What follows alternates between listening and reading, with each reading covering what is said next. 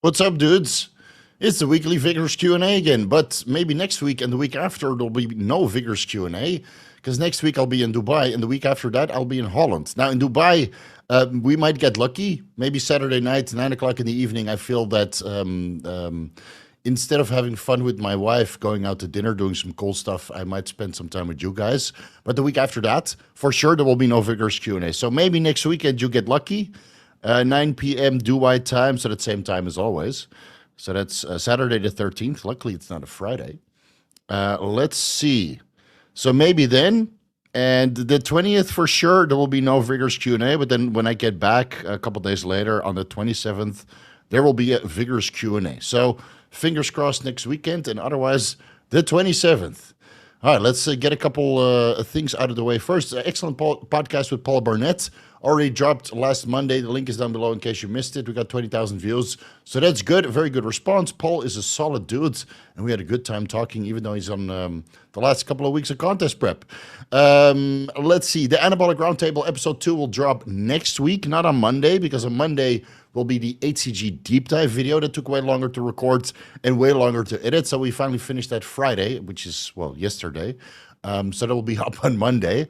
And then the Anabolic Roundtable, I'm almost done with all of the overlays. Again, we fully cite everything and then overlay the studies and stuff that we discuss. So it takes a little bit longer to process and then put all the citations at the bottom YouTube description or YouTube comment section. So that will be maybe Tuesday, Wednesday. And then I have another excellent study by Timothy Pietkowski et al., which will drop next week. And then a video about anxiety on TRT/HCG. That probably drops the week after that. And I might have to space it out a little bit because then I have a little bit of content to keep you guys going. So we have 4 videos in the making: HCG, Anabolic Roundtable, a study by Timothy Pietkowski et al., and anxiety on TRT. And maybe some more, maybe some Dubai content. Let's see. Do my solid again. Timothy Pietkowski is trying to get a very large sample size for the drug coaching survey of 2024. So that's linked down below. Again, guys, if you're a coach, if you get drug advice, I filled it out. Many guys have filled it out, but he's trying to get a sample size of around 200 people because then at least you get a quality assessment of what's going on behind closed doors. So if you're a coach and you give drug advice, fill out the survey. It's completely anonymous. You still have plenty of time, but do me a solid, do Timothy Pietkowski a solid, and get that data going.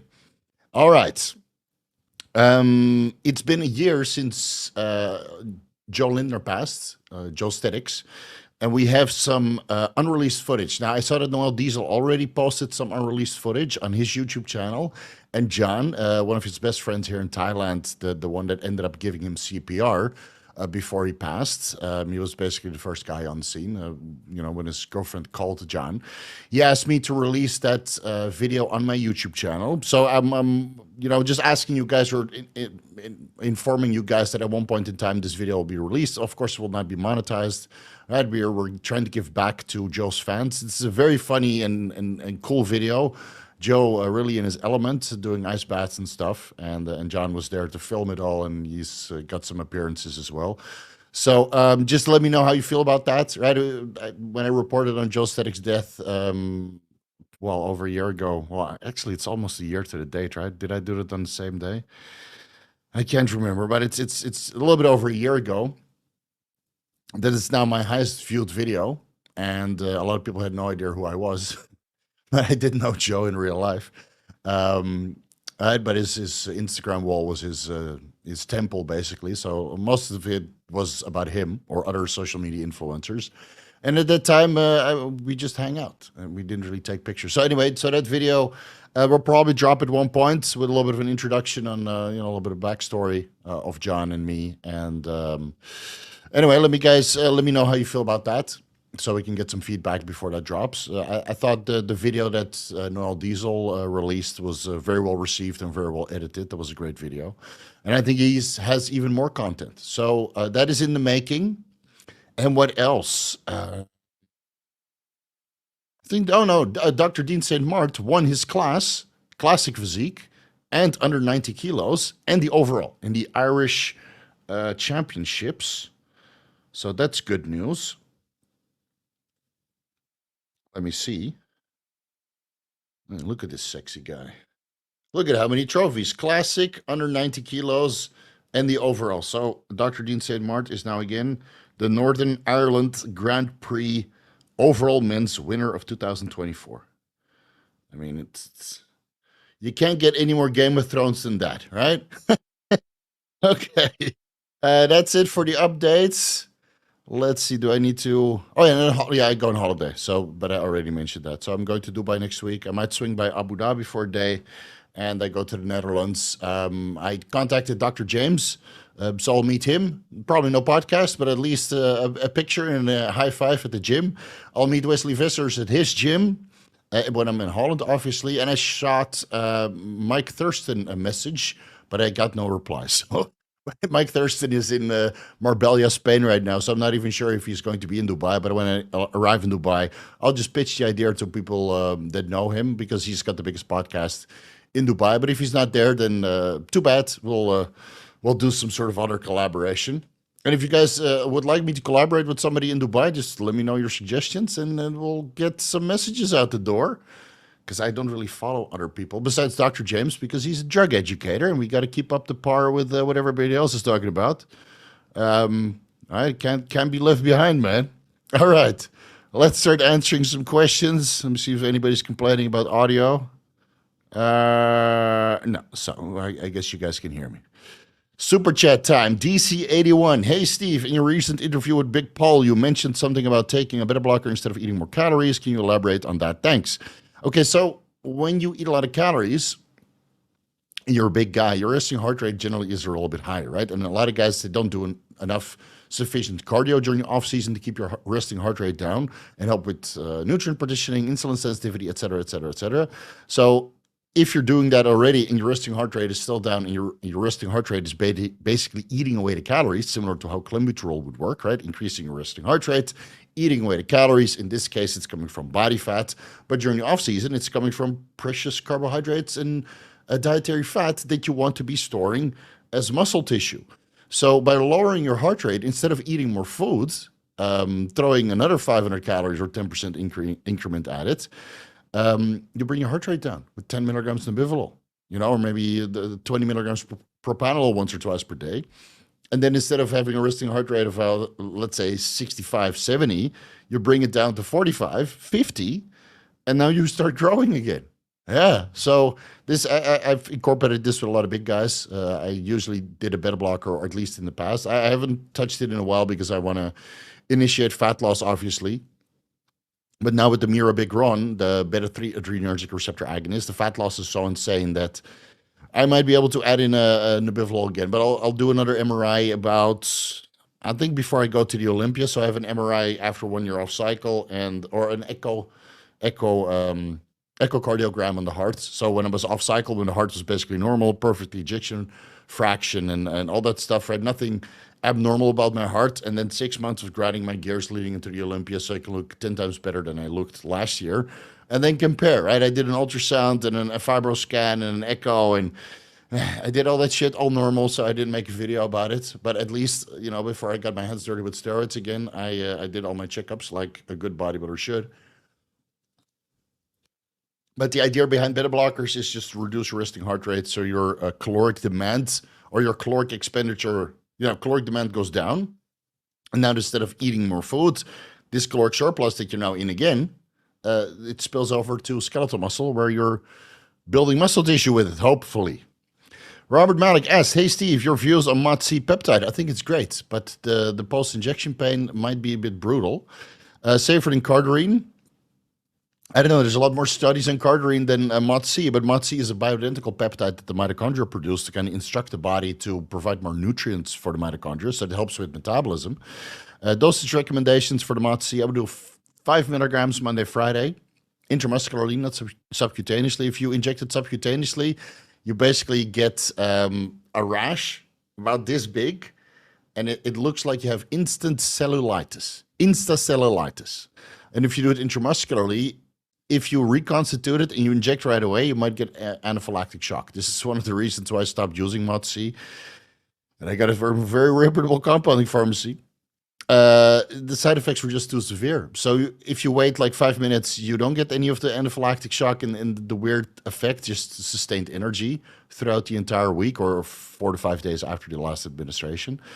And but it was just getting too annoying. Yeah, I might have to reintroduce it. I know Dr. Dean St. Mart was running MOTS-c, right? He was running MOTS-c and SLU PP31, something along those lines. Slurpee. What is this peptide called? SLU PP 332. 332, right? SLU PP 332. Is that the one? Non-selective estrogen, is it? Or maybe I'm mistaken. Let me see. So many new peptides, man. I can't keep up. Let me ask. Let me see what Dean said. No, that's the one.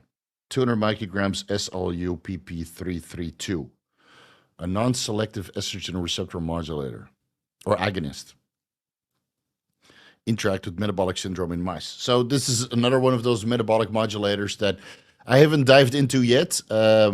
So that is to do. But I discussed MOTS-c at length in the mitochondrial support stack. So let me link it down for you below. It's already a year old, or maybe 2 years. No, 1.5 years. Not too old. It was the last big video that I edited before I got my editor. So that's linked down below, and I go over MOTS-c, nicotinamide mononucleotide, NAD+, etc., etc., etc. Everything you can do to upregulate the mitochondrial function. And if you do that stack, energy for days. Energy for days. All right, let's do some membership questions. We'll go through these a little bit quicker because there's like 20 of them. Aaron Grid asks, remember how I showed you that picture of the takeout place? You sent me that on Instagram. I should have listened. I can only describe it as a charcoal briquette put in my mouth. Yeah. Details, Iron Grid. Right, jokes aside, that's what is your favorite Thai dish? I haven't eaten Thai food in like 5 years.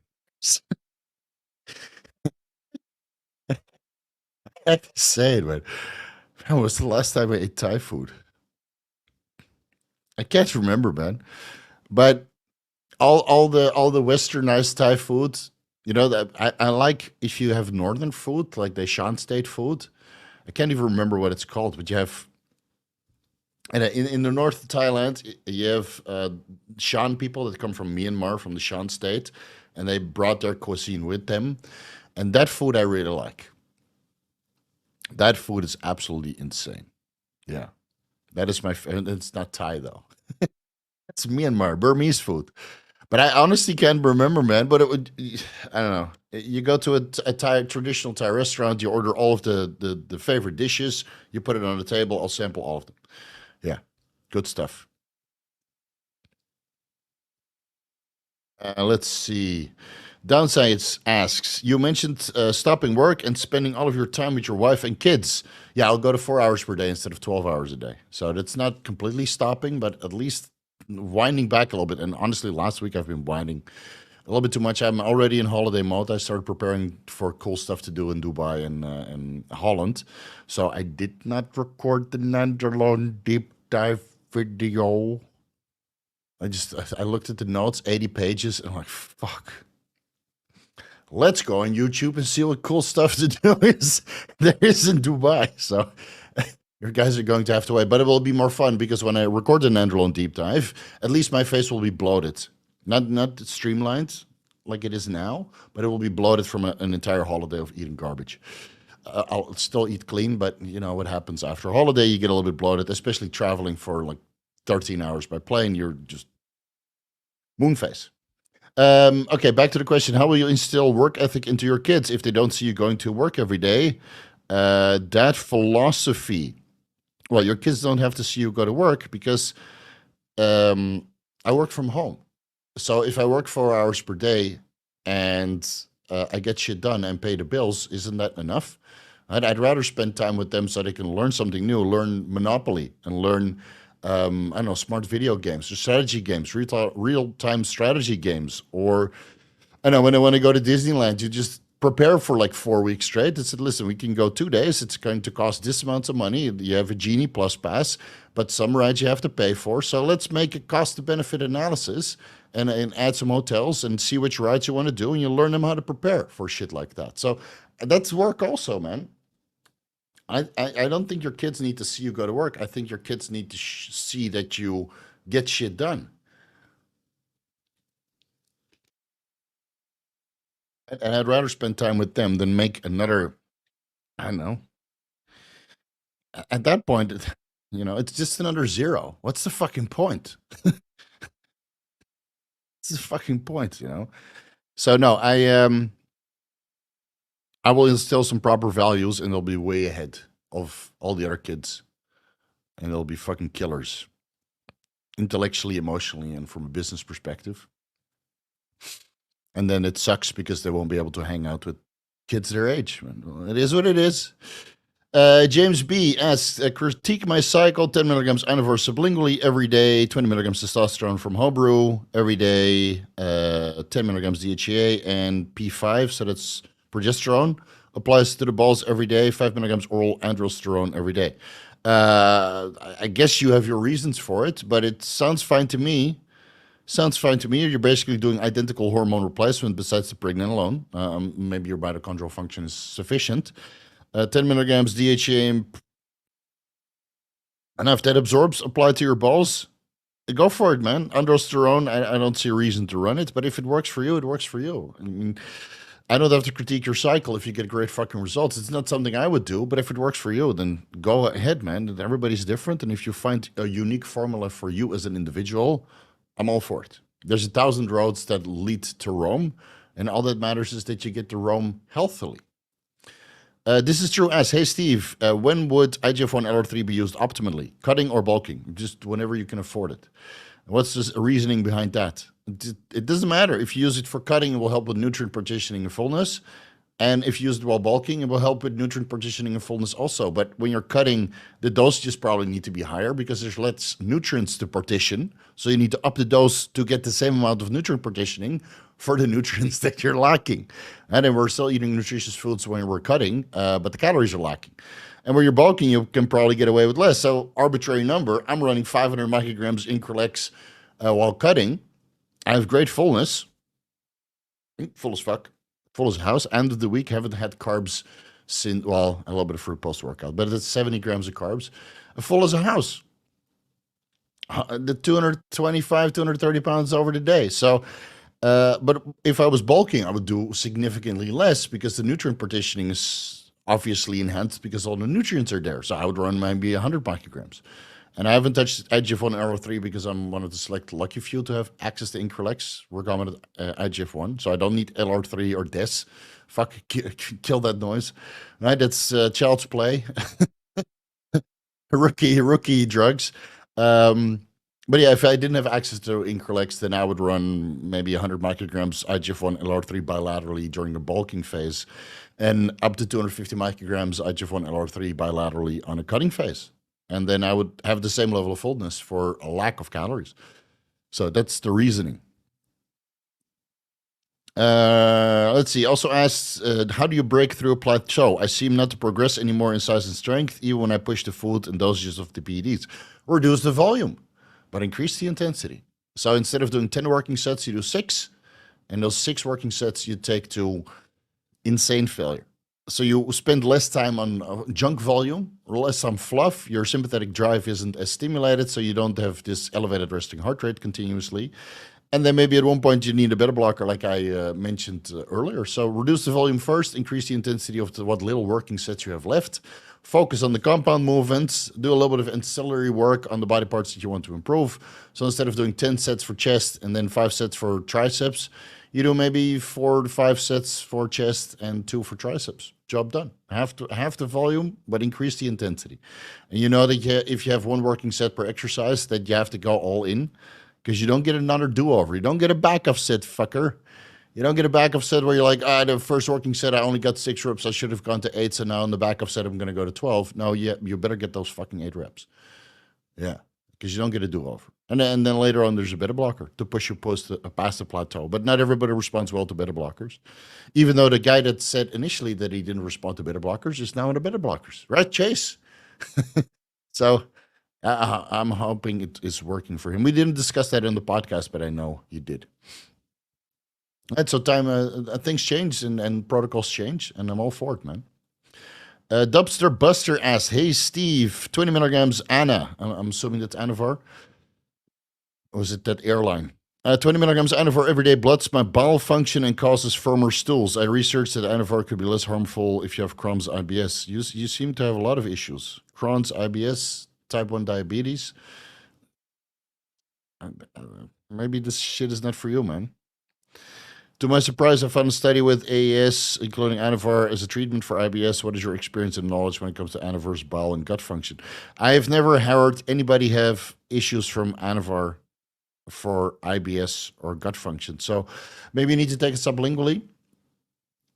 Maybe the Anavar is not Anavar. Maybe the Anavar is Anadrol. That is known to irritate the intestinal tract. Or maybe it's the Anabol, which is also known to irritate the intestinal tract. But Anavar, if anything, it causes acid reflux, especially when combined with Cialis, the Tadalafil. But I've never heard it gives anybody firmer stool. And otherwise, you just drink more water, man. Add some Tatka or Utka to your supplementation protocol, and then you should be okay. But really, if you have type 1 diabetes and Crohn's and IBS, then proceed with caution, buddy. Right, you only got one life, and don't make it any worse by throwing the kitchen sink at it. Benja Heights asks, when using growth hormone for fat loss pre-cardio, if I eat something, is the fat loss fucked? Yes, but it doesn't matter if you eat, or if you take growth hormone or not. If you eat before fasted cardio, then you get less fat loss because now you're burning food that you just ate. Andrew Gallardi asks, hey, Steve, what is your optimal estradiol level for best bone and tendon strength? Not entirely sure, never studied that, but I would say it's somewhere towards the top of the reference range. Dubster Buster also asks, any suggestions, steroid supplements or peptides after a hair transplant in regards to optimized healing? I would not touch steroids at all. Collagen, hyaluronic acid, vitamin C, TB500, BBC157, GHK copper, and GHK copper you can apply topically or palmitate GHK after the hair transplant has been fully healed, but it's basically after you can take the entire bandage off, not before. But you can do some TB500 to BBC157, eventually will go systemic. GHK copper, I basically explain everything in the how to heal tendons and ligaments video series, and it will work for hair transplants as well. This is true, as is GHK copper side enhancement permanent. What is your dosing protocol? Well, let's see. I did it in my triceps. Yeah, you guys probably didn't think I was this shredded, huh? So, put this here. It's always so confusing when it goes the other way. So this, I didn't have this before, this pop, right? Now, unfortunately, but this is from training glutes today, just me bumping into the machine. Unfortunately, I lost a little bit of separation. So I did like 5 milligrams in here. You can see it on the other side as well. This one doesn't have favorable lights. This one is way better. Look at the separation, bro. What the fuck? Look at that. Steve is 15% body fat. Yeah, right. So I did it. I zippered up and down on this area, right? On this area here. Lost a little bit of separation in the process. And I did 5 milligrams diluted in about half a cc per time. So you inject and just up and down after the tricep workouts 3 days. Right after the tricep workout, then the day after and the day after. So that's 15 milligrams over 3 days per side. So that's 10 milligrams in total. And where was the question? Here, let's get it on the screen. And I think I did that for like 3 months straight with deep tissue massage therapy and collagen supplements, which I always take, vitamin C, hyaluronic acid. And I mean, Gorilla Mind is great. Let me just fucking link it down below. Get some fucking money flowing in. Where is it? Affiliates. Let me get that link. So you get some collagen protein because Obviously, GHK copper promotes collagen synthesis, which is a large portion of the muscle tissue that you have, mostly collagen. Let's see if this is the one.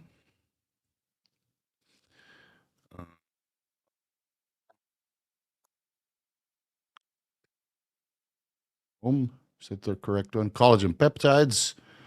And I would go with pina colada flavor. Man, that shit is the bomb. Too many tabs open. Collagen protein. Now, I'm sure people are going to contest this and say, yeah, but collagen protein, it denatures and it breaks down and it doesn't do anything. That's fine. It hasn't been studied in the context of using GHK copper and steroids at the same time. So I go with my personal experience and knowing that my triceps were basically flat and now they're bulging. What more evidence do you need? It's fucking painful though. So get ready to bite the pillow because it's going in dry. Biscup asks, hey Steve, are you taking 10 milligrams of Ezetimibe? Are you still taking 10 milligrams of Ezetimibe when you take it? I take it in the morning, and yes, I'm still taking it. That's why my LDL is like 48 on the last blood work. The research is not abundant or very strong. Can't expand in a short comment, but it's good enough for me to test out. But there's research, 5 milligrams give me exact same percentage improvement as lipids. 10 milligrams, even 2.5 milligrams. Yeah, take the lowest effective dose you can. I mean, I'm on test Primo, Anavar, and my LDL is well half of what it is without it. Actually, I think my LDL would be like 130 milligrams per deciliter without the Ezetimibe. And I'm eating about a gram of cholesterol per day, right? I have 4 eggs, I have steak, I have salmon, I have chicken, I have. Oh, that's it. I had a brain fart there. Yeah, about a gram of cholesterol per day, but my LDL is still low. It doesn't absorb. So 10 milligrams it is for me, and I would recommend that for most people on a cycle that's basically more than sports TRT. Morphus asks, hey Steve, I'm cutting at the moment on 120 milligrams testosterone enanthate, 10 milligrams Tren Anavar, Tren Ace, 20 milligrams of masteron enanthate. Do I use growth hormone daily? Can I add in a little bit of DECA? So that's a hefty testosterone dose, bro. Can I add in a little bit of DECA for joints? Well, with Tren in the mix and this much testosterone, not mentioning if you're using an aromatase inhibitor, no. And if your joints are dry, maybe your estrogen is low, maybe you need an Anavar, maybe you need to increase your growth hormone. I would not add in the DECA, man. If you're running 70 milligrams Trenbolone acetate per week, then even adding 50 milligrams to 100 milligrams of DECA per week will exacerbate gyno and shit your prolactin levels to the moon. Like Tren plus DECA or Tren plus Trestrolone or DECA plus Trestrolone, it's just a recipe for gyno. So unless you had gyno surgery and you know how to control your serum estradiol levels, go for it. But in otherwise, I would just add Anavar and increase your growth hormone. I mean, 10 IUs of growth hormone before bed for cutting. Holy shit, dude. I'll take some progress pictures tomorrow. Veins are insane. I wake up, I'm like my penis is just, all the veins are just going down to my legs. It's crazy. All right, next one. Too much details. Lord of Cigars asks, what is a good semaglutide protocol? Should I start 0.25 milligrams per week and then increase every week or two, or do you have a better recommendation? I would start with 0.25 milligrams 3 times per week, Monday, Wednesday, Friday, subcutaneously, and then run that for 2 weeks and see if you want to go to 0.5 milligrams. I think the starting dose for some people is like 1 milligram per week, but it's better if you split that up so you don't get so much of an adverse reaction. And otherwise, feel free to start at 0.125 milligrams sub-Q 3 times per week. That seems to be okay too. Lord of Cigars asked, in a video, you said HCG potency drops after 21 days with bacteriostatic water. It's usually 2 weeks. Last week, you suggested freezing and thawing when to extend its half-life. Does this work with urine purified or recombinant? Is bacteriostatic water suitable for freezing? So I would only do that for urine purified HCG, not recombinant. In the both, well, some of the inserts of urine purified HCG, they say you shouldn't freeze it, but not all. But in recombinant HCG, they definitely mention that. The problem is recombinant HCG is in pens or syringes, right? So you need to transfer that. And from the pen, you can transfer because you can just use the insulin syringe to pierce and then draw it. So there's no air. We just don't need to draw in a little bit of air because as water freezes, it expands. So you need to point the needle up. I'm basically repeating the exact same fucking thing that I mentioned in the HCG deep dive, but it's dropping on Monday. You guys can't wait. So you point the needle upwards, a little bit air at the top, and then as the water expands, at least it's not pushing the HCG out. But with recombinant HCG, it's self-sealing, right? So with those pens, I think all of the sources are selling pens now instead of those old syringes. You just do 2 clicks, and that's 500 IUs, and that seems to be, you know, giving you a little bit more testosterone than you would otherwise produce endogenously. That seems to be around the 325 IUs sub-Q 3 times per week. So I would only do it with urine purified. So if you have 5,000 IUs urine purified, you put in 1 milliliter bacteriostatic water, and you freeze 0.1 milliliter, 10 IUs on the insulin syringe, which is 500 IUs.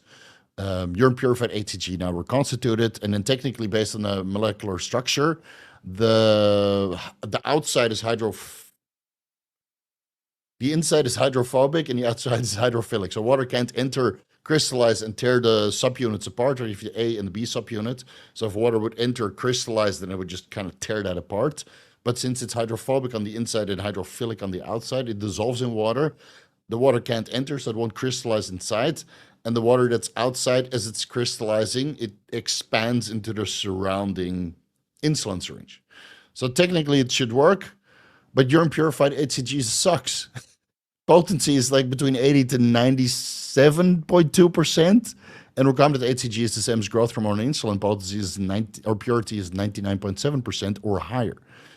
So just get recombinant, man. You don't need to freeze that. It stays good for 30 to 60 days after you first open that. And most of the time you run through a pen in 30 days. Biscop asks, how do you feel about doing polls on PED use? Like, how often do people get blood work? 4 weeks, 12 weeks, never. I found that no PED users in the... I found that almost no PED users in the UK do bloods. Would be cool to have more data of this sort.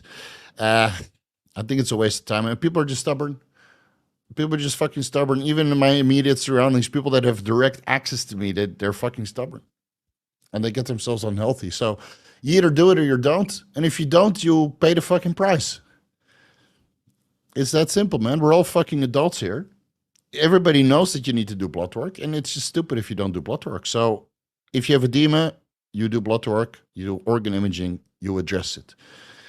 If you have skewed lipid parameters, you do organ imaging, you address it. And if you're walking around like a tomato face with acnes everywhere, boiling acnes and gyno, and you're just walking side effects and you're not addressing it, then, well, God will sort you out. So there's not so many people who get it, but the ones who do, they enjoy bodybuilding for a very long time. Mitch asks, hey, Steve, how would you transition from 1-to-1 ratio of testosterone Primo, just test, and an AI for the same sort of estradiol control without crashing estradiol? Let's say 300 test, 300 Primo, and it's an example, 300 test and Aromasin. I think for 300 test and Aromasin, you need about 12.5 milligrams 2 or 3 times weekly. And keep in mind that the Primo bone will obviously take 4 to 6 weeks to metabolize. So maybe in the beginning you do, in the first 2 weeks, you don't take any Aromasin. The second 2 weeks, so that's week 3 and 4, you take 12.5 milligrams Aromasin Monday, Friday. And then on the week 4 and week 5 and 6, you take 3 tablets, do blood work, and then take it from there. Right? Blood work is the most important thing. Without blood work, you're just shooting in the dark. And they have restaurants for that. It's called dining in the dark. In the dark. The DID experience. I'll link it down below. I've done it. This is the Bangkok branch. Give that a try. Dine in the dark. That's basically, if you want to feel like it's very uncomfortable and not know what you're eating, but still eat, this is basically the same as not doing blood work. Motherfuckers. Where are we? Where's my tab? All right, here. Sean Sullivan. Aren't you the famous actor? Canadian actor. But it's another one.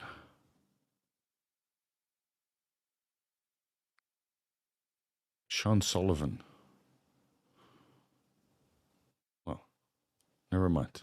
You look handsome in your mugshot. Um, hey, coach, could you break down your salad fast again? How many days, salad recipes, supplements, PEDs you take, and under report details? I have a video about that. So I ate salad for 5 days, and I haven't changed anything to that. So just give that video a watch. So it's basically just low FODMAP salad, vegetables, the regular supplement protocol, and that's it. You just do that as long as you can tolerate. So I can tolerate 5.5 days. Last meal on Sunday, and then I go up until Saturday morning. So that's 5 full days and a half. Because I think the last meal Sunday is like 12, and then maybe it's even longer, like 132 hours. So that's the salad fast. Green leafy vegetables, right? Salad vegetables, lettuce, that kind of shit. But you have rucola, just get one of those mixed bags. Just throw it in. Let somebody else wash and clean that shit for you. Too much work. So lettuce, etc. Baby corn, but not the fresh ones. Tomatoes, cucumber, pickles, olives, and bell peppers. Just throw it in a bowl. Like my bowl's like this big. It's literally half a kilo, and then you munch through that in about 30 minutes. And then you feel satisfied. I have one every morning and every evening. That's why shit doesn't stink. Dumpster Buster, please share your thoughts, experience on methylene blue. I haven't used it yet. It's on the to-do list. You don't have to avoid it if hematocrit is already top of the range, because it will bring it down if you actually take higher dosages. So I haven't used it yet. Dr. Adam Hotchkiss made a very good video about it. I'll link it down below. Adam Hotchkiss methylene blue. 33,000 views. My man. He's literally looks like he gave Smurfette a fucking night of her life. If you know, you know. So no, I have no thoughts and no experience on methylene blue. It's on the to-do list, so we eventually will. Oh Jesus! Well, like I said, some people are beyond help, man. Maybe we should talk with Dan the bodybuilder in Thailand. Went through a similar ordeal, and but he was able to overcome it. I don't get it, man. How people can let themselves get that far. Dude, I did one ultrasound and one cardiac. Remember, like a couple of years ago when I had non-alcoholic fatty liver disease, which was mild. It sounds super terrible, but so many guys have it. Right? I'm the only one who actually had the balls to talk about it and say, "Oh, Steve had non-alcoholic fatty liver disease, unhealthy." Guess how many guys I helped through that process? Guys you all watch and respect and love and adore also had non-alcoholic fatty liver disease. So I did a cancer marker screening. My neuronal or neuron-specific amylase was elevated. I panicked. I went to the hospital. I did full-body organ imaging, and everything was fine except my liver. So it was not related to the NSE being slightly elevated. It was just training intensity, and maybe early C19. Right? Who knows? So when I saw the results on my fibroscan and my ultrasound, I'm like, okay, I gotta fucking address this because it's not gonna get better by itself. So this is the responsible way to do it. But a lot of guys just stick their head in the sand and just go about their business until their leg falls off, or they have heart failure or whatever. So anyway, hey Ren, sorry for the delay. How long before the workout do you recommend injecting Increlex IGF-1? I usually do 20 minutes, 30 minutes, sometimes 1 hour. It's kind of all over the place. I inject, I take my pre-workout, my collagen and my essential amino acids and a scoop of growth hormone nitric and some of the electrolytes, right? Because I sweat buckets. And I take my Anavar sublingually and I take my Mirabegron, 50 milligrams. And then I inject my carnitine. It's a whole fucking ritual. So by the time I'm done, it could be like 20 minutes before. And then I have to drive to the gym, obviously. I know I do it bilaterally, intramuscularly, pre-workouts, but how long? It doesn't really matter. Once it's in, man. Once it's in, it's in.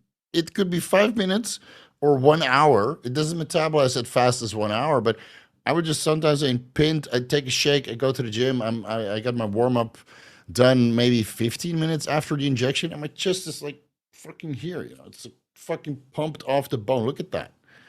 Yeah, that's all Increlex, baby. Anyway, I came off of it because I'm holding water. I have a little bit of edema around my ankle. So GH is out, Increlex is out. I'm going to Dubai looking extra crispy. Yeah. Shock some people. Please do collab with Mike Thurston or review Cycle. He's natural, bro. And he didn't get back to me, but that's all right. Any advantage to HCG intramuscular IV sub-Q? No, let's just do sub-Q. Started recommendation therapy with Anabolics Anonymous products a week ago, and libido is already jumping up. We'll report back on estradiol in 3 more weeks. Yes, and watch the HCG deep dive dropping on Monday. Lone Wolf, welcome to the Vigorous Q. It's not entirely true. Urine purified HCG is actually the medical application is intramuscularly because of the impurities. You would get the similar response subcutaneous or if you take it subcutaneous as MOTS-c, just some injection site irritation. But recombinant HCG is sub-Q, yeah, based on the medical application. But everybody has always done HCG sub-Q, and it works fine. You know everything, Jon Snow asks. Does 100 micrograms stripperelin make sense after a 20-week first cycle of testosterone cypionate, 250 to 300 milligrams, and turinabol, 20 milligrams per day? If HCG was run on cycle, then HCG should be stopped a month before starting SERMs, correct? Yeah, in this case, you could run it all the way through. It really depends on if you were using progestogenic 19-ORs. Again, I discussed this in the ebook, the PCT ebook, and in the HCG deep dive, because the progestogenic 19-ORs, nandrolone, trembolone, trestalone seem to have some sort of downregulating effect, whether that's on the receptor side or the G protein signaling. No scientific evidence to back that up. It's just coming from 25 years in the bodybuilding space.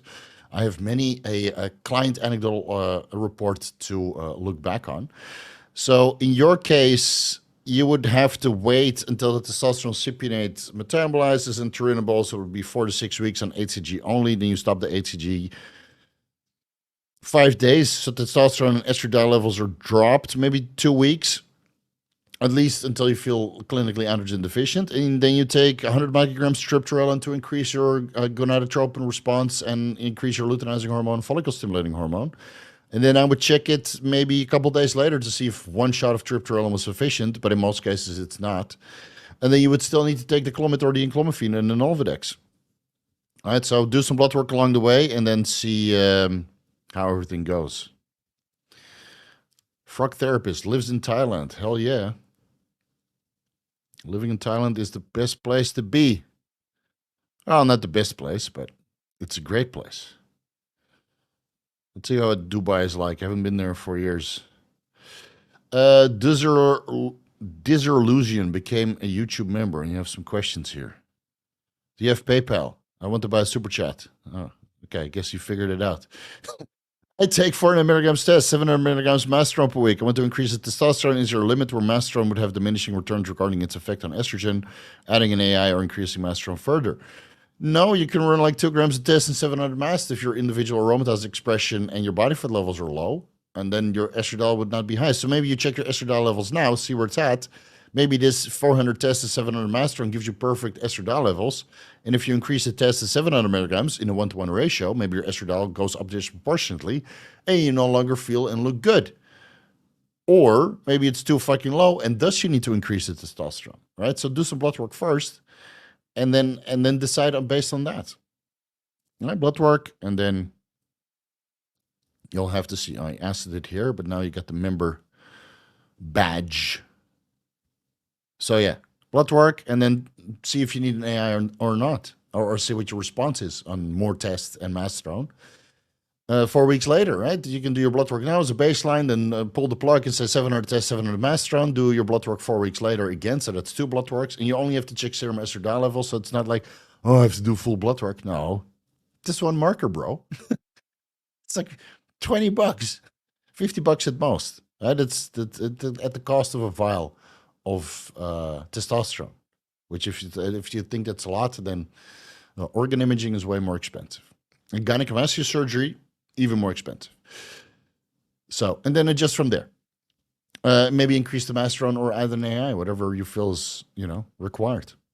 Yo, what's up, James? Yo, can IGF-1 LR3 be taken subcutaneous for a systemic effect? Yes, you can. Yeah, can 2 milligrams GH be taken before bed without making any changes to diet? Yes, unless you eat a pizza before bed every night. I take 10 IU subcutaneous or 10 IU's growth hormone subcutaneous before bed every night. My blood sugar levels haven't budged. And then again, I train fucking hard. When you started the trend sandwich, why did you believe you started getting gyno flare-up? I think it's just receptive.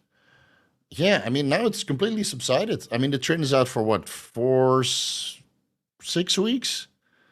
Exactly the same. So after you're off cycle for a year, your body just responds, man. I mean, I'm mutated. It's been 11, 12 weeks. And luckily my face is still streamlined, but my physique, I'll take some pictures tomorrow. I've abs, my lower back is almost in. I have lines in my glutes. My quads are separated. I get veins when I get out of bed. It's insane. And but it also means that gyno is responsive. So I guess this 25 milligrams of Trembolone, it just tickled it. It's like, ooh, get back, puff up. And now it's fine. Now it's fine. But I've heard that from several people that I've had this before. You go and test and you get gyno in the beginning and then it subsides. When you go from a 850 nanograms per deciliter and then test and Anavar and Trembolone and your estradiol levels are high, or Trembolone detects as estradiol, then yeah, something is going to happen. Something has to give. Hey Steve, since selective androgen receptor modulators are not really selective, only in milligram dosages, but not double-digit dosages, what most people would use them for. Is it possible to make androgen receptor block specific? No, not that I'm aware of. All of the androgen receptor blockers or dysregulators are not selective. Most stuff is not selective, man. What, Nabivolol was selective till 10 milligrams, and then over that, it starts spilling over to the beta-1 receptors. Or beta-2. What was it? It blocks the beta-1. And then it spills. Jesus Christ. I should know this shit. What does Wikipedia say?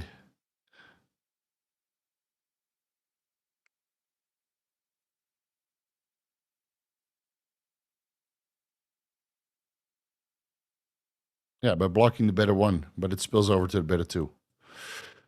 Well, forgive me. I'm not sure if that's possible. I meant to see 2 IUs of the GH. You just got back from a walk. Yeah, so that's what I answered, right? 2 IUs GH before bed. Oh, good. I'm asking mostly because I'm curious. I don't really believe any pharmaceutical company would invest that kind of a medication. Well, I mean, if you want to knock out the androgen receptors, they just give you what is that compound called?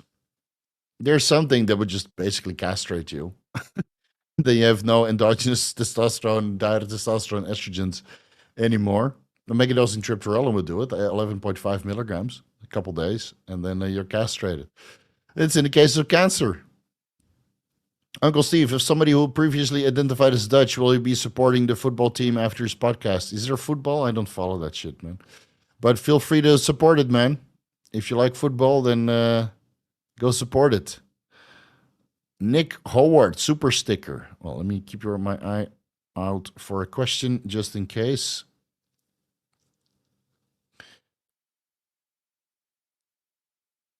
Yeah, you're the actor, right? Sean M. Sullivan.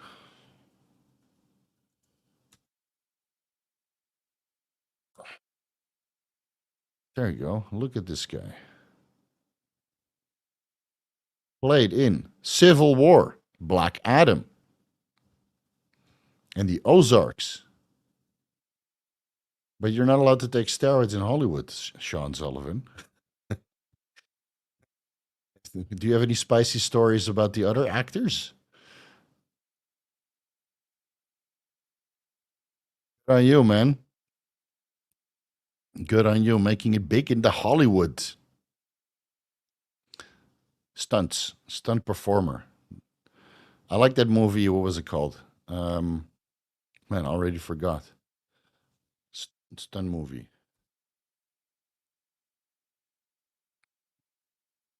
I forgot. Just released a couple months ago. Well, never mind. Let's get back to the questions. YZ. Hey Steve, I'm on 525 milligrams testosterone per week, 700 milligrams Primo per week, 280 milligrams NPP per week, exemestane 25 milligrams every other day. Jesus. Well, that's pretty high. 510 IUs HCG. Excuse me. Every 4 days, SAPG is 3. Yeah, that's the Primo, baby. Estradiol 65. Damn. Pretty high. Progesterone 9.6 micrograms per liter, so that's barely detectable. This testosterone bioavailable. Okay. How do I best manage my estradiol and progesterone for libido? Take the NPP out,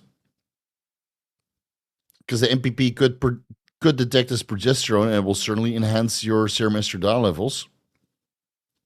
And maybe the Primo isn't real. I mean, it should suppress your estradiol levels quite favorably. Of course, you're on HCG, but 520 IUs HCG twice a week should not drop your, or should not raise your estradiol that much. And with your SHBG this low, of course, a lot of testosterone that's floating around in the bloodstream is just going to aromatize because it's not bound to SHBG. So I don't know how far you are from your goals, but maybe it's just time to cruise for a bit on test and HCG, get your SHBG up, let your estradiol come down, your progesterone normalize, and your bioavailable testosterone normalize, and then take it from there. And watch the libido deep dive. Or that's not really a deep dive, but I talk about Semax and oxytocin and hormone balance and all that stuff, and that helps a lot. Linked down below. So, long story short, 500 micrograms intranasal Semax once or twice per day with 20 IUs or 10 IUs oxytocin intranasal once per day before expected intercourse. HCG you're already on. Maybe DHA and pregnenolone if those levels are low, 25 to 50 milligrams DHA and 10 to 25 milligrams pregnenolone instead of the the NPP, and then take it from there. Yeah, easy. Take out the NPP. That's what I fucking said. Your pre-workout regimen could be a video. Yeah, I should. Maybe I should, but it always keeps changing. I might throw in some Anadrol here and there. Igor knows. Beta 3. Yeah, that's what I'm using right now. Mirabegron. Losing my voice.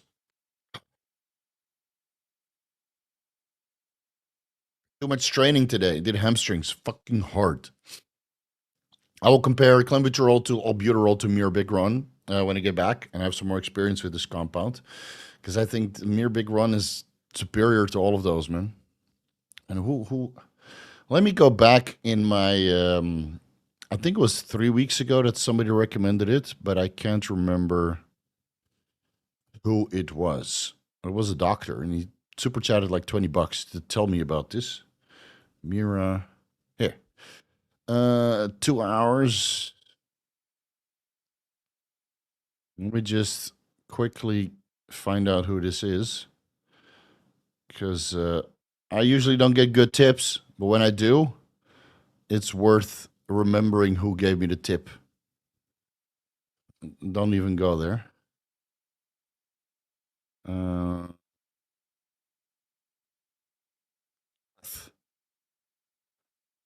Oh, he didn't super chat. All right. Well, then at least I don't have to pay him money back. I'm a pharmacist, soon to be doctor. This is more of a benefit to the community than myself, but I think you would be pleased with researching Mirabegron, beta 3 receptor agonist for fat loss. I am very pleased, Hath. I have not had a solid tip like this in a very long time. So if you're watching, much appreciated for myself and everybody in the community, because once the deep dive drops, everybody will be switching over. 100%.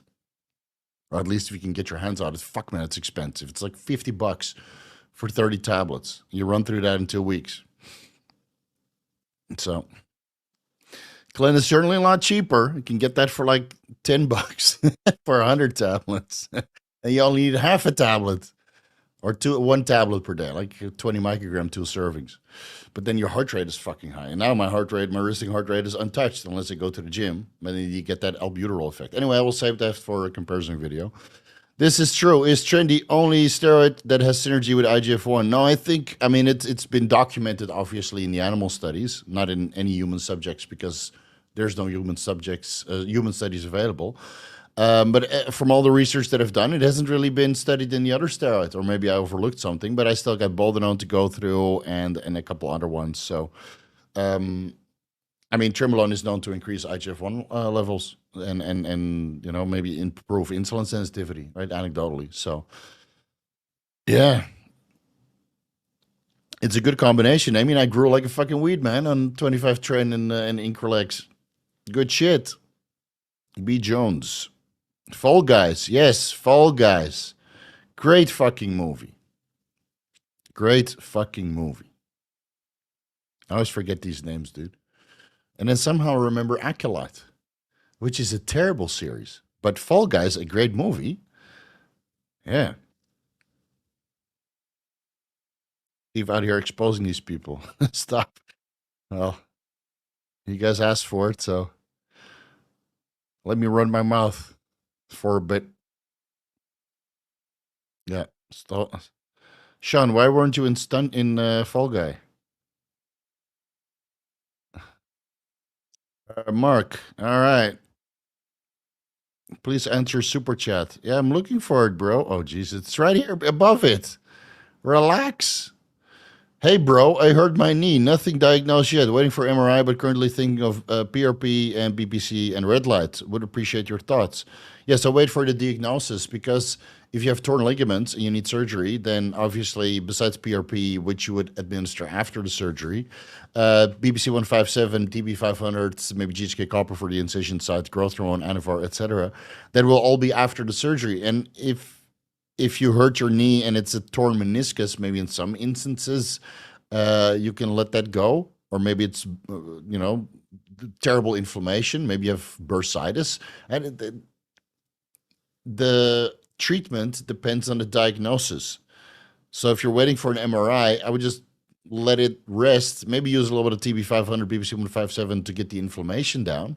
TB500 is very good for that. Icing also works, right? Good old icing, hot, cold therapy, alternated.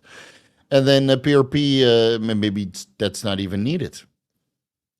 You know, maybe you need some stem cells. So wait for the diagnosis, do the MRI, see what's going on, and then take it from there. But if you need surgery to reattach tendons or torn ligaments or cartilage is fucked, then yeah, PRP, BPC, TB 500, growth hormone, Anavar, GHK copper for the incision site, and elevation, right? So you don't get these knees that look like this big. Because that's not very sexy. Let's see. So B. Jones. Oh, here it is. Natty, on a long fat loss phase, blood show minus or undetectable estradiol versus 650 nanograms per deciliter. Testosterone prior to fat loss phase, 800 testosterone and 29 estradiol. Also, DHEA is below the reference range. Thoughts, permission to go on TRT. No, so you've been on a long fat loss phase and your body fat levels are low. And maybe in this certain point in time, your testosterone levels are high still high, because I noticed that after long-term fat loss phases, sometimes there's so much muscle loss that testosterone levels stay disproportionately elevated to the estradiol, which no longer aromatizes the testosterone into estradiol. Your SHBG is probably sky fucking high. This is one of the reasons why all of the testosterone is bound, still detectable, but not aromatizing. So reintroduce some food, man. Your testosterone levels are 800 and then estradiol 29, so that's equal in the reference range, right, towards the top end of the reference range proportionally. So all you need to do is reintroduce food, slowly bring up your calories. I'm sure testosterone will increase, your SHBG will decrease, and then thus the testosterone will convert into estradiol, and now your estradiol increases, and your DHEA will also increase. So If it doesn't come back in 6 months, then you can go on TRT. And 650 nanograms per deciliter, you don't qualify for TRT. So just call it for what it is. I want to go on fucking cycle and then do a fucking cycle. That's what I did. My testosterone was 650. I didn't go on TRT. I went on the cycle, you know? It's the TRT is only needed when you're androgen deficient. All right, Mark, I don't see a question from you. I'm trying to keep up. Well, maybe later. Medieval Engineer, test Primo Anavar microtrain is S-Tire recomp. Tried it after yours and can confirm. S-Tire, is that good or bad? Shit tire? Or super tire? I don't know. Is that good or bad? I'm getting old. Shit tire. I don't know. I mean, it worked for me. Actually, I just did test Primo Anavar and or test Anavar microtrain, and it worked very well. The power of many. Fuck, man. Acolyte's so bad. Still watch it every week. You just so you can watch. The only reason why people watch the Acolyte is so you can watch Critical Drinker afterwards. This is why people are watching it. Just watch the train wreck unfold. And that one episode with all the lightsabers, that was pretty interesting. Little kid got stabbed 3 times, so they couldn't worm their way out of it, just like they did in Ahsoka, where she got stabbed, and then she was fine. And then this one, she's like 3 fucking. I accidentally, she landed on my lightsaber 3 times, Your Honor. Oh well. And then of course Andor, nothing. Where's Andor season 2? At least that was good. My brain got smothered after watching the Acolyte. Smoother, yeah. You go from gray matter to pink matter. DLO. Why does nandrolone give some people mental side effects, much like tren? It has some GABAergic response. And there's not much in the scientific evidence, but I'll address that in the nandrolone deep dive. And it seems to be mostly with DECA, not with NPP. That's why a lot of guys move over to NPP. It's also because with NPP, guys usually inject every other day or daily. And then with DECA, they do it every or twice a week. So that gives the hormonal fluctuation, and progestogenic signaling just makes you fucking weird, man. I mean, there's scientific evidence that progestogenic signaling in the womb makes you gay later on in life. So, I mean, not that you're going to turn, well, maybe with Trembolone you turn gay. Right? Conor McTrenner was very gay when he was on the Trembolone sandwich preparing for the fighting movie. So, you never know, man. And here in Thailand, all those guys that certainly turn into ladyboys lovers, that they're all also on the trend sandwich. All right, so S tier is above A. Very good, top tier. All right. Top or bottom? S tier, top. All right. Oh.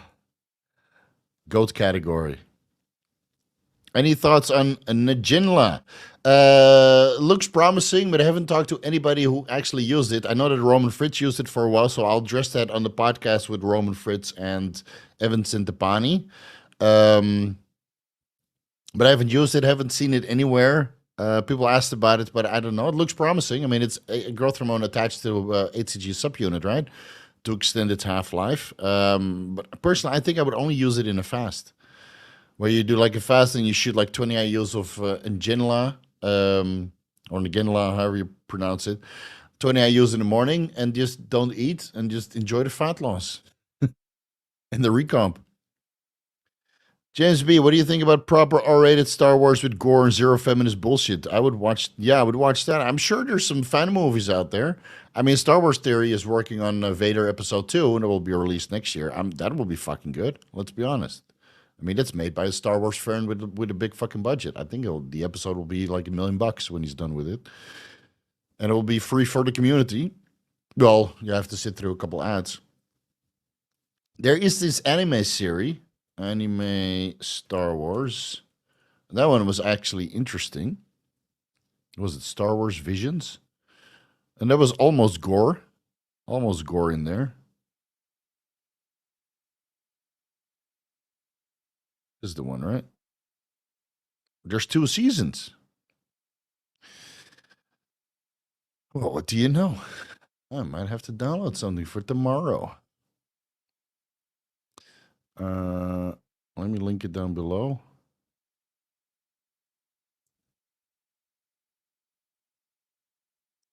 That was fun.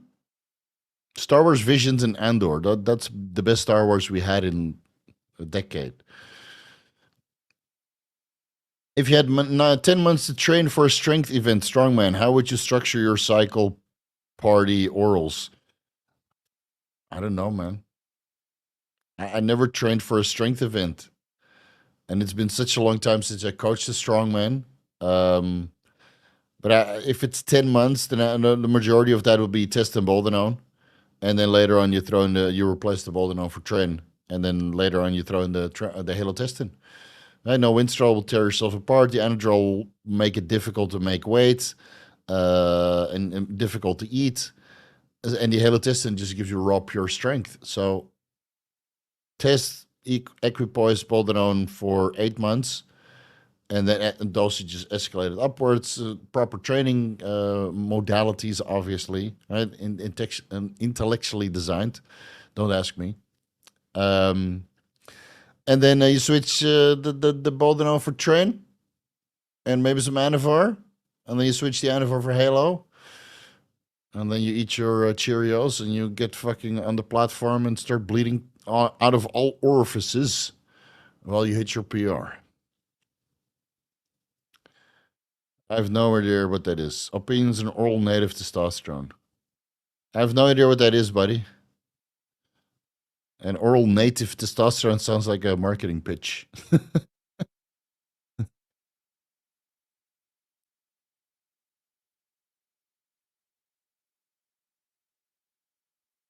Somebody said I skipped their question, but I don't know. I'm just answering super chats and memberships questions right now because there's many. If you know you're not going to get more than 6 hours of sleep due to work, do you recommend GH and sleep supplements to get the best recovery you can get? Yes. Yes. Sleep supplements. Watch the first episode of the Deep Sleep, and then throw some GH at it. Man, I haven't slept this good in months, dude. With this much GH, I take it at like 3 o'clock, so 1 hour before I go to bed, and then I wake up at 12, 8 hours of sleep. Beautiful. It's absolutely beautiful. All right, here's the first one of the Deep Sleep Deep Dive video series. Just the supplements. 30 minutes of knowledge, nobody watched it.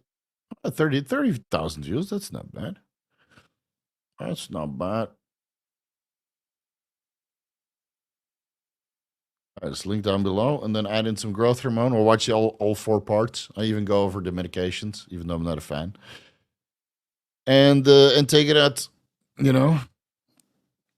There's too many people asking questions. Yeah, I mean, I get hundreds of questions, guys. So I usually just answer super chats and membership questions. And then when we get through that, I'll answer other questions. And those are the questions that I like to answer.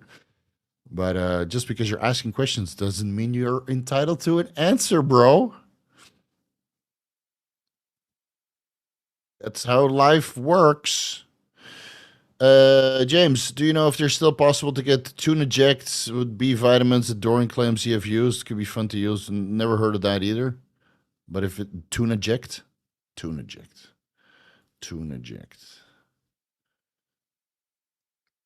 Methindriol is that methylandrostenediol? I don't know, man. I know it's called Tunaject. Really?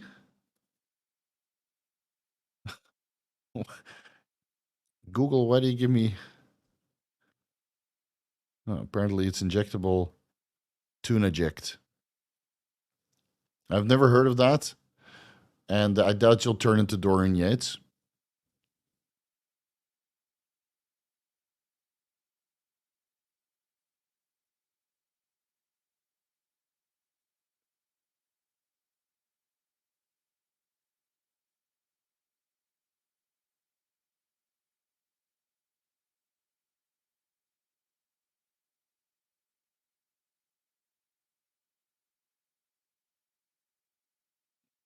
Also skipped my question.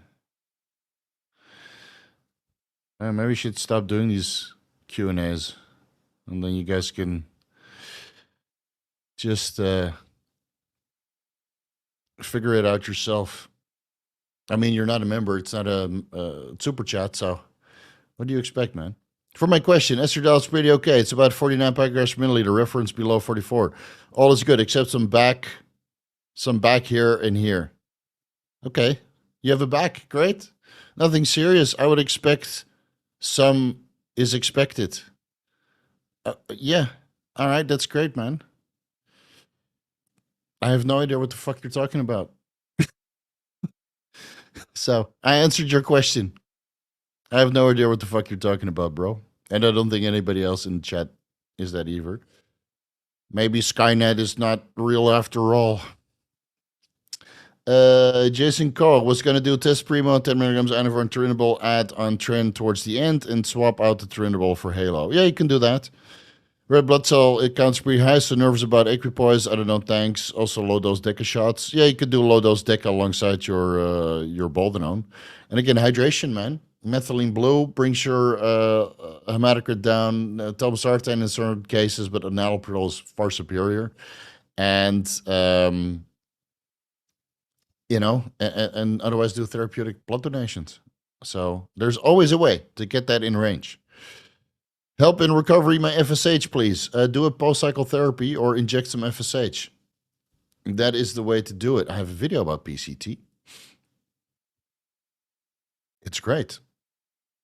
And no, I don't like long-term selective estrogen receptor modulators because they're linked to blood clots.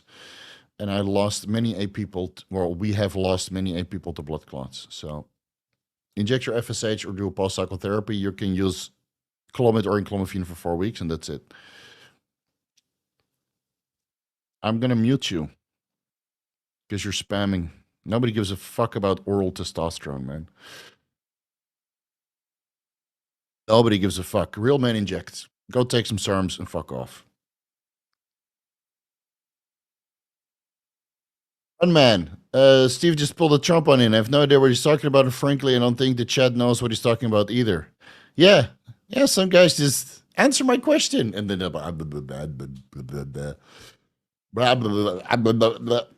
well, I hope you guys chose a better president than the last one. Fucking Muppet. Back acne. Oh, you have some back acne. I don't expect any back acne when you eat healthy. So eat healthy and you don't get back acne. I got back acne on Trembolone because I wasn't eating healthy. And then, you know, I had some cheese and some fucking dairy products over the weekend. I cut that out. Back acne was gone. Gone right away. Still continue with the trend for another 4 weeks. So I got a couple pimples. Those lingered around a little bit. And then, but you need to eat healthy. I got complacent when I was off cycle for a year because I didn't get any acne because my hormonal balance was in the middle of the reference range. Exactly the same. Zip it. All right. So then you throw steroids in the mix and you eat a little bit off plan, you get back knee. And then I took the shitty food out and I continued with the steroids and the back knee was gone. Yeah. David Fry, what's your opinion on the whole trend turns people gay? I've seen it in my fucking immediate surroundings, dude. Why do people throw all agency when a trend hits their glutes? What do you think is something projecting going on? I don't know. It seems the trend just messes with your mind. You know, dopaminergic, GABAergic, serotonin levels. It just gets all downregulated, and you know you turn into a little bit of a sexual deviant. So, and if you're in Thailand, you see all those ladyboys, and suddenly you get the hots for the ladyboys. Then yeah, still fucking gay though. Right? They started out as men. You can package it up as nicely as you want, but it's still a fucking dude. Right? They might cut their dick off.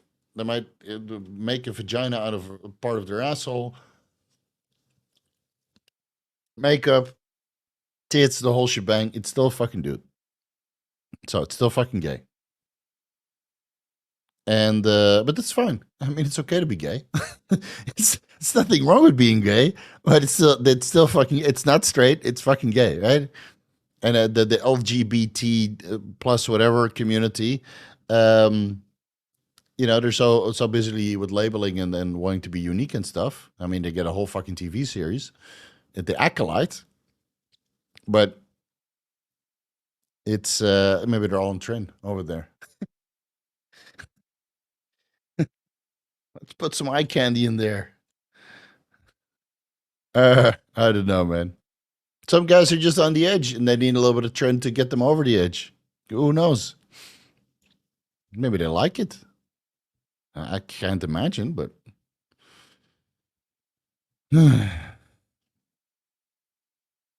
and take a shower after gym. Some guys at the gym smell so bad. What do you think they had trend? But they are too small to do so. No, some guys just eat like Indians, for example, like native Indians. I mean, it's terrible. I hate to say it, dude, but fuck, it's horrible. And some countries just use a lot of spices, and even though the food tastes amazing, if everybody eats the same food and you're so used to the smell to the point you don't smell it anymore, and then you go somewhere else, but everybody else smells it. Terrible. Some guys are just, I know, they like their garlic and their onions and their turmeric and whatever. It tastes great, but if it ruins, the palate of everybody around you, then yeah. I've had a couple times where some guys showed up at the gym. I think they were from Norway, and I have no idea what the fuck they ate, but they smelled horrible. I could smell them from the other side of the gym, and people were complaining, but the ties are not very confronting. So it was up to me. So I walked to these guys. I said, "Hey, are you guys traveling? What did you eat the last couple of weeks?" I said, "Yeah, well, you had some Indian food and some Lebanese food," and I told them, "So I can smell it." So maybe if you have a sauna or something at the hotel, just do that for a couple days and don't eat it anymore. Take a couple good showers and then come back and train, because nobody really likes it. They're not going to tell you. I'll have to tell you, but it's kind of pungent. So they showed up a week later and they were fine. I brought the news as tactful as I could, and they finished their workout the same, but in the corner. And they took a shower, went home. And they showed up a week later and they were fine. So it highly depends on what you eat, man. But the Trembolone can definitely make it worse. Like if I'm on train, like I add a little bit of ketchup to every meal, right? Just 1 tablespoon. It's a little bit, but still has garlic powder and vinegar in there, right? And on train, I can smell it in my fucking armpits. But now that I'm off the train, I don't smell it. So it also, kind of makes the processing of the garlic and the onion and the vinegar worse. Can't win, man. Mr. H2O, enjoy your holiday vacation moon phase. Yes. Hell yes. Great show. Yeah, we're trying to keep it real, troll a little bit here and there. How's the Mirabegron going? It's better than albuterol and clenbuterol. I'll make a comparison video about it. And we have Hath, a soon-to-be doctor, to thank for it. It's absolutely insane, man. It pulls your skin. I'll take some progress pictures tomorrow. You guys will see. But I just gave like some bicep shots, but look, I mean, there's not much left, man. Look at all this detail. So this morning was a little bit like this morning. I have like a hole here, so it's going well. I like this Mirabegron. Now heart rate is not going up high. Good energy. Feels a little bit like albuterol during the workout, where you feel like oxygenated and you can breathe in really deep. But then afterwards, it kind of dissipates and it's just feel good, So yeah, good stuff. It's a keeper. Will FSH increase estradiol similar? No, not that I've ever seen in scientific evidence or on my own blood work results or other people that use injectable FSH. It's only HCG that does that. HCG increases intratesticular testosterone levels, which can aromatize into estradiol, and it's the intratesticular testosterone in the presence of follicle-stimulating hormone that activates the Sertoli cells into spermatogenesis. And I've said it so many times, I can say it off the top of my head. A low Martyr D dose of 100 milligrams per week, daily sub-Q shots with 75 IOs 3 times per week FSH. I think your testosterone levels would have, and estradiol levels would have dropped. I have to travel 6 hours one way to get blood work, some off symptoms for now. I would keep your TRT exactly the same as it was before, 75 IOs HCG 3 times per week, and add in some ATG, man. or add in some ATG while you keep your TRT dose at 100 milligrams, and then do a semen analysis 4 months from now. See if you need to up the dose.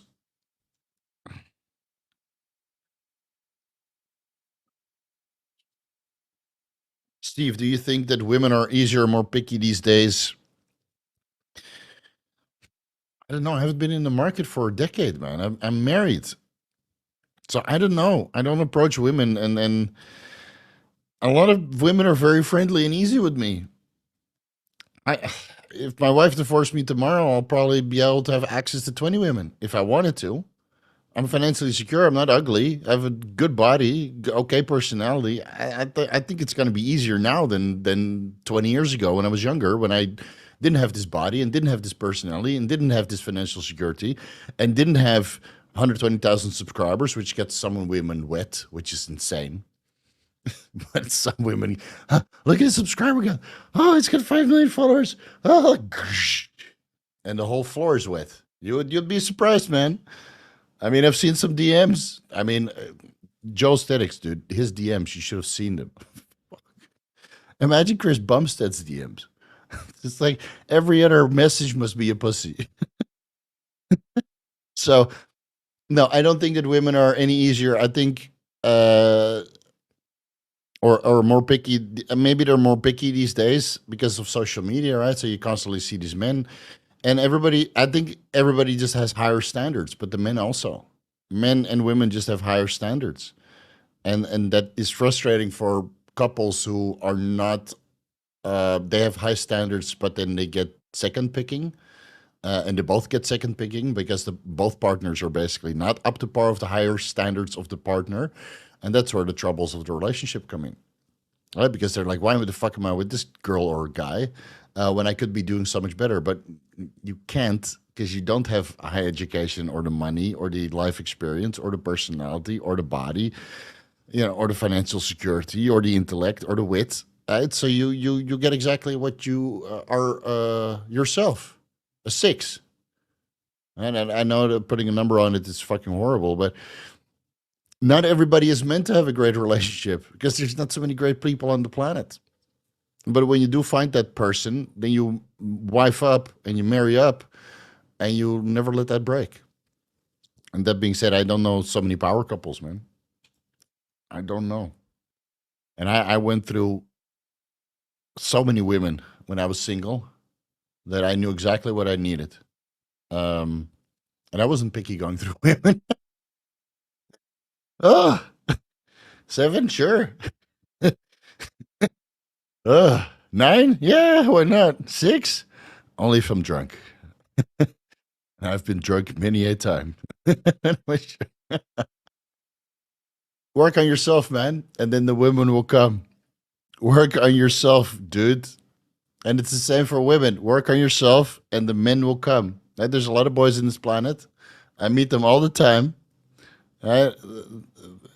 I don't think an education is needed, but it helps. But money is needed. You just fucking need some money to your name. You need some savings in case shit hits the fan. I mean, the government is not going to do it for you. Fuck your 401k, fuck your pension, fuck all that shit. You need stocks, you need assets, you need a house, you need appreciable assets.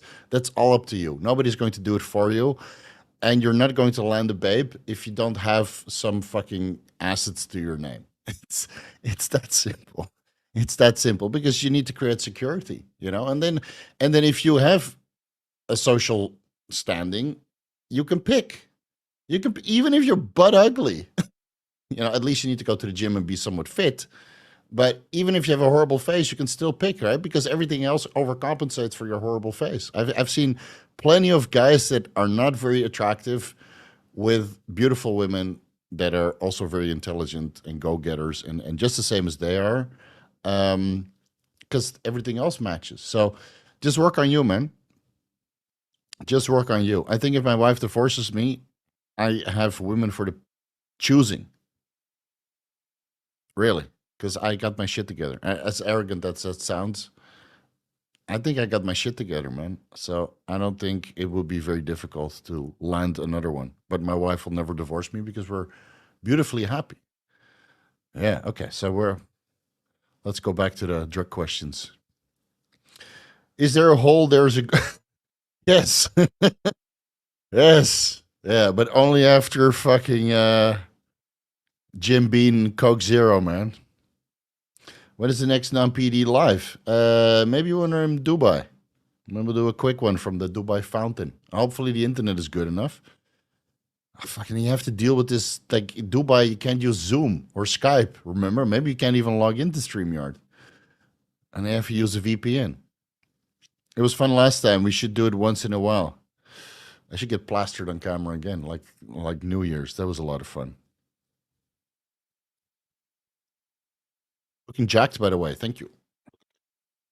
I haven't grown that much. 10 I use a growth hormone is not good for growth, but it's good to get lean. Tane, I can't run HCG in due to migraine, so I'll address that in the anxiety on HCG video.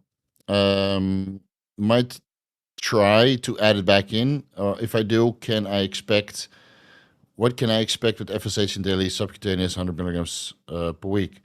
Well, I would just start low and see if the migraines are not coming from a blood pressure increase or an estradiol increase. So maybe you start at 125 IUs 3 times per week. That seems to be in a dose that were already shown to be effective, but it's not sufficient to restore intratesticular testosterone levels. I'm getting cramps now. Intratesticular testosterone levels comparative to baseline as not using testosterone or HCG.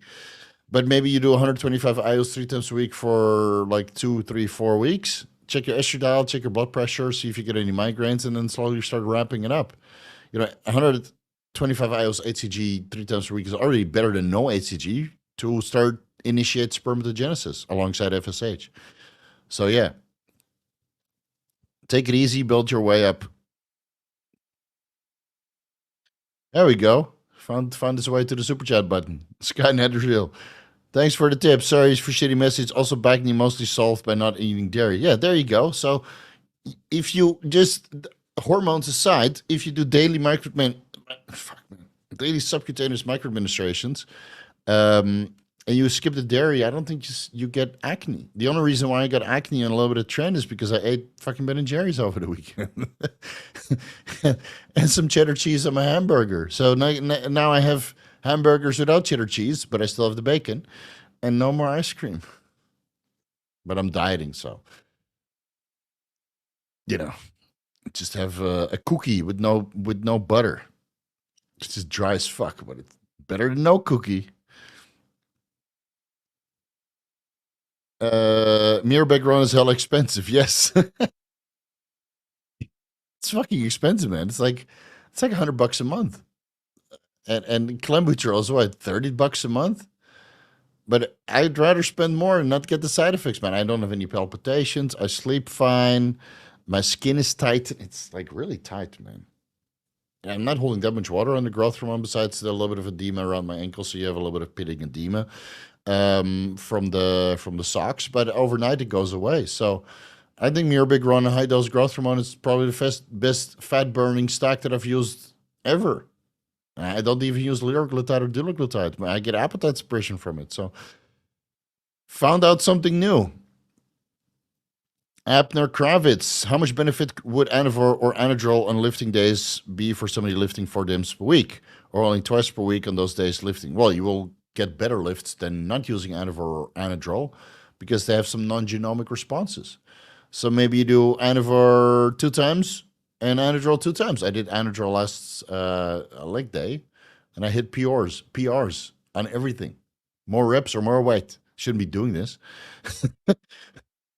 But I opened the drug drawer and I saw like a little box of 5 years expired or 6 years expired Anadrol. And I'm like, you know what? Fuck it. 50 milligrams instead of the Anavar. Sublingual. Went to the gym. Kicked ass, man. Fuck. Kicked ass. I was groggy as fuck on Wednesday. But yeah, go for it, dude. In your opinion, who's a bigger fruit bag, Dave Palumbo or Chris Aceto? Let's not go here again, guys. Now you're instigating. I'll take your $5. I like Chris Aceto. I met him at the Mr. Olympia last year. Was very kind, very friendly, very outgoing, and very cool dude. Met his son real quick. Asked him, his son, do you know me? And he's like, no, I have no idea who you are. And then I said, Chris Aceto said, that's good. The longer your son doesn't know me, the better. So I like Chris Aceto, man. I modeled my entire coaching career after his service. I was always available, always texting right away. I like Chris a lot.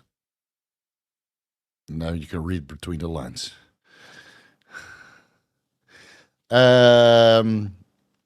Paul Sorensen. If you have 1,000 micrograms IGF-1 LR3, would you be splitting it up into 40 dosages of 25 micrograms? No, just do 100 micrograms. 10 dosages of 100 micrograms. And taking it pre-workout, 25 is too low, man. It's too low. I tried it. It's not worth the syringe. Just go 100 micrograms or more. Really. Unless you have phenomenal IGF-1 that's better than everything that I've tried, but I highly doubt it because I got the best fucking sources on the planet. Or at least good sources. Should I eat a piece of fruit pre or post workout to not go hypo? You won't get hypo on IGF-1 unless you train super hard and if you're taking tren. And even when I was taking 500 micrograms Increlex, so that's 250 micrograms bilaterally, with trenbolone, I wasn't going hypo. So, but bring a Gatorade with you, man, if you're worried. Tips to get hollow cheeks. You guys want to tell him? I know, man. Get on your knees and open up. Get to work. Get yourself locked in jail and then service the, I don't know, whatever group you identify with. Just go hungry, man.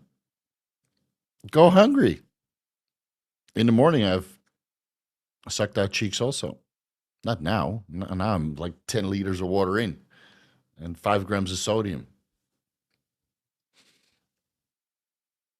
I'm going to watch the Methylene Blue video later. Just curious how it lowers hematocrit. I'm not entirely sure how it does, but it does. Over 10 milligrams per day, it seems to lower hematocrit quite dramatically in some people. I met a guy that was running 100 milligrams Methylene Blue per day for 3 months, and his hematocrit was 37. It's like, why do I feel so bad? I said, go do some blood work. Hematocrit 37. And then you go through a stack, and I'm like, boldenone is there, mint is there, Anadrol's there pre-workout. And I was like, what else are you doing? Methylene Blue. I'm like, Methylene Blue? So I looked at it, and then, lowers hematocrit at those high dosages. So, plenty of options to lower your hematocrit if you're after that. Tycho, finishing week 1 of 250 hours HCG 3 times a week. No sides besides low hunger. My natural test is 300. How much of an increase would I expect to see at 500? 26%. 26%. So natural test is 300 times 1.26. At least that's the scientific evidence. So 378. So just do 500 and then 1,000. And then go do some blood work and see where it's at. It could be 1,500, dude. You never know. I've seen it go up to 1,500 on 1,000 hours 3 times per week. And that is in guys that were androgen deficient before, or 500 tests, or 600, and then it just moves up to undetectable levels, or over the detectable range for most blood work places. So go do some blood work and then take it from there. And if you go with TRT, then lower your HCG to 250 IOs or 500 IOs 3 times per week, and start with 100, 150 milligrams TRT, and then take it from there. Ethylene Blue is a common aquarium medication. Yeah, it's used for many things. It's used for many things.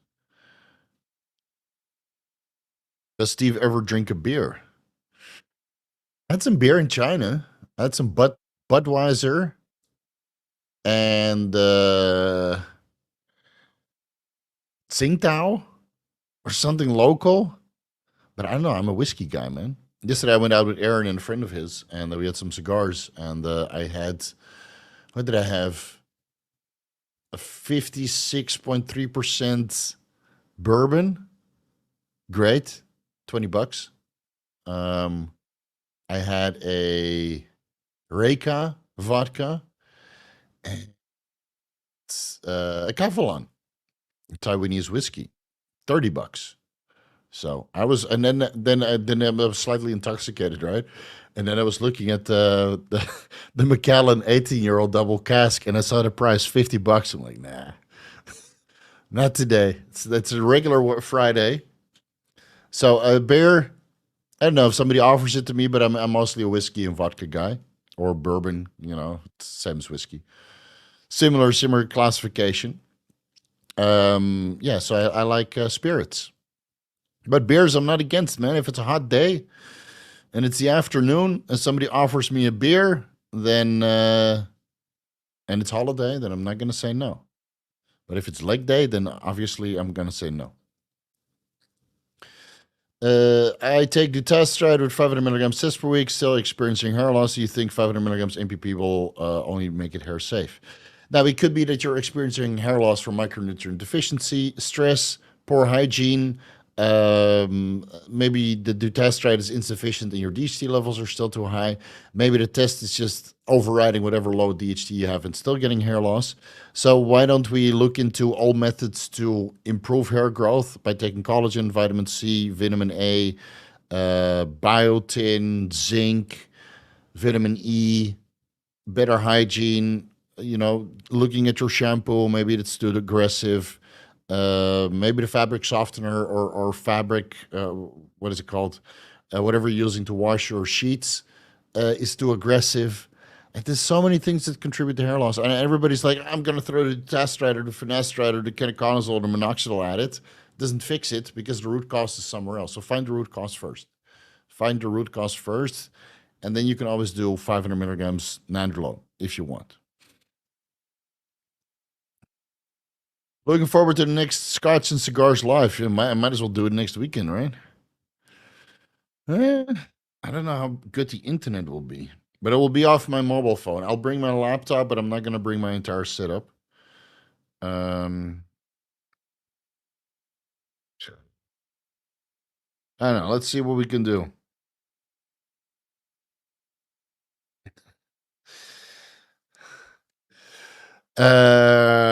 Let's see what we can do. But yeah, we're due for one. But the birthday is coming around. So maybe I'll bring the entire setup down on my birthday. My birthday is on a Saturday. Well, it'll be Sunday for me. So September 28th, I'll be turning 41. So how long is that from now? 1, 2, 2.5 months. Well, I won't have to wait too long. Maybe next weekend, and otherwise on my birthday. Can be boozing and cigaring all the time, okay? Anxious Cowboy, is it worth adding growth hormone on HCG monotherapy alongside non-anabolics from the Tendons of Steel video? Yes. Yes, absolutely. Would it be worth transitioning into HRT plus to get the benefits of nandrolone and Anavar? It would be better to run a little bit of testosterone with your Anavar and nandrolone because you have more anabolics in your system. And again, nandrolone might suppress HCG monotherapy to the point you don't really get sufficient testosterone levels. So I would do HCG monotherapy, the whatever peptides that you wanted to use from the Tendons of Steel video, and 50 milligrams nandrolone per week to 100 milligrams TRT, 150 milligrams testosterone to 250 milligrams testosterone, and then 10 to 20 milligrams Anavar per day, and 2 to 4 IUs of growth hormone. Yeah. Trying to recover from heavy-duty antibiotics from a surgery a few years back that wreaked havoc on my tendons and finally stopped injuring myself, lift heavy again one day. Yeah, okay. Yeah, hopefully your gut microbiome is restored now, and otherwise get some probiotic foods in your, in your system because that also helps with nutrient absorption. Tarek, why can't I become a member, bro? I don't know. All you have to do is sign up. The join button is right there. Right at the bottom, click join, go to Vigorous VIP, and then you should be a member. Well, you need a credit card, obviously. So you need to put some money at it. Throw some money at it. All right, VJ, you're blocked for life. Fuck off. How long after adding test prop a couple times a week does it take to increase estrogen? 1 week, but it usually tapers off after about 4 weeks of continuous administrations. So I would just add in the test prop at a dose that you think your estradiol levels will be not unfavorable. And then 4 weeks later, you go in for blood work to see where it's at. Regarding HCG, is HPTA shutdown itself bad for health on HCG monotherapy? No. I mean, you're replacing the luteinizing hormone signal. Your testosterone levels go up. Your estradiol levels go up. I explained this at the beginning of the HCG deep dive. What happens when you go on HCG monotherapy? Well, HPTA shutdown, the longer you do it, the more you probably need a PCT to recover that with selective estrogen receptor modulators. So if you want to do HCG monotherapy for 4 weeks, I think you can stop cold turkey if you don't get a good response and just wait for your estradiol and testosterone levels to drop to the point LH and FSH level come up again, and then you produce estradiol and testosterone directly in the testicles again, maybe 2 to 3 weeks later. So you have a little bit of a dip, but it's not the end of the world. But if you do HCG monotherapy for a year or two, then you probably need a PCT, similar to how you would do a PCT for 1 or 2 years of TRT. So many abbreviations.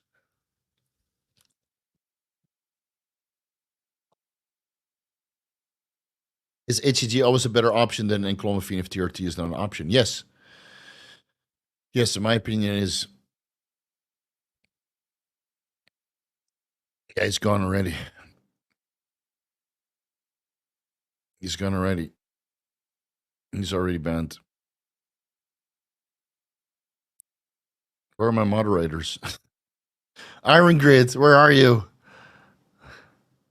What if you're not a fan of metformin as part of a safer use model? Metformin it's already been debunked, dude. It's not an anti-aging medication. Berberine is just as favorable. The empagliflozin or dapagliflozin are better anti-aging medications than metformin is. So I don't like metformin either, man. The guy that puts it in the safer use model is completely deranged. So why would you listen to the guy? I mean, the safer use model and attacks everybody. I mean, the clear signs of neurotoxicity and neurodegeneracy are present. So if that's your role model, then I don't know, man. Is one IU growth hormone enough to get fat loss? More is better. Would you pin sub-Q, have it working for fasted cardio? Put it IM so it works faster. Does HCG shut down GRH the same way testosterone shuts down FSH and LH? Yes. Mohammed, hey Steve, can I use fast-acting insulin instead of mixing both long-acting and fast-acting insulin? I can calculate dosages, of course. Yeah, but you have to inject it multiple times, right? With 4-hour intervals. That's why I prefer long acting, because it doesn't really peak, so it covers all the meals of the day. Whereas with fast acting, it's active for about 4 hours, so you're inevitably dipping into the previous active life, and then it's compounding. So you can't dose it too high, because otherwise the next time you dose it for your meal that's 2.5 hours, 3 hours later, it's compounding with the previous dose.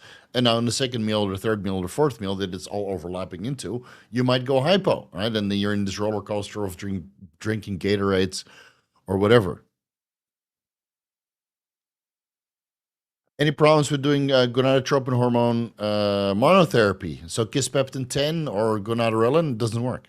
Never seen that work for anybody. I know that what's his name? Ryan Barrow over at Cortex Labs did a video about Kisspeptin, but I didn't watch it yet. So maybe he has a different idea. And every time I talk about Kisspeptin or gonadorelin, I ask people to send me their blood work, and they post in the comments, bro, it works. No fucking evidence. No blood work before and after. I've never seen it work. I ran up to 1 milligram Kisspeptin 10 per day when I was off cycle. Didn't increase my LH and FSH levels at all. Can you link the Kisspeptin video? I'll link it. All you have to do is type in Kisspeptin. It's in the individual risk versus rewards, I think. It's just a little update video. Didn't feel it was worth an entire deep dive. You would, I think you need to dose it like every 20 minutes or something for it to work. Do you think GHRP6 is overrated? Yeah, if you have access to real growth hormone. But if you're young and you can't afford real growth hormone and you want to run something, like let's say you're like 21, 25 years old and you still produce enough growth hormone yourself, then yeah, MK677 or GHRP6 are a viable option. But when you're 40 and financially secure, you go the real deal, man. You fucking earn it. Thoughts on terzepatide, MOTS-c, berberine, 1200 milligrams for dinner. Would this be enough to offset the insulin resistance blot on? Dude, you don't get insulin resistance. You guys need to fucking stop with this shit.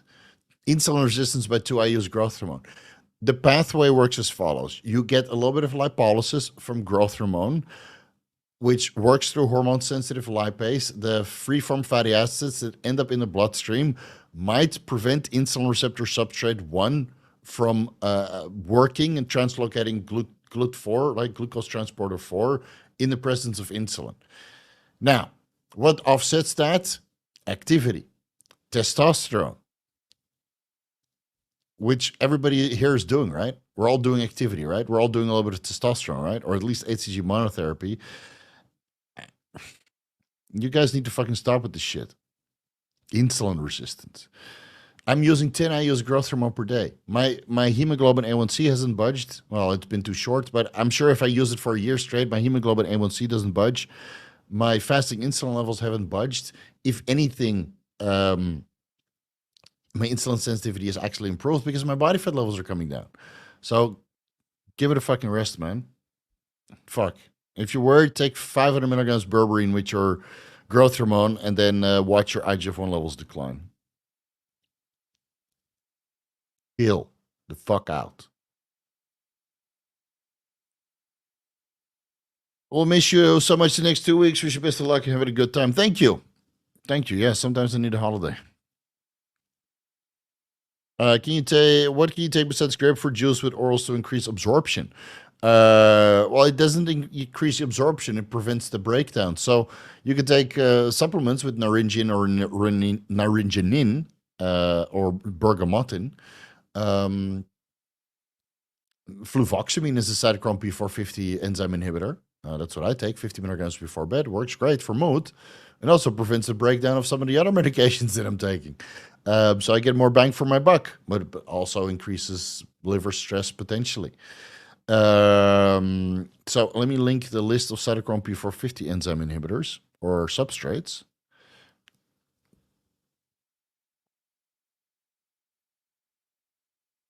Inhibitors of cytochrome P450.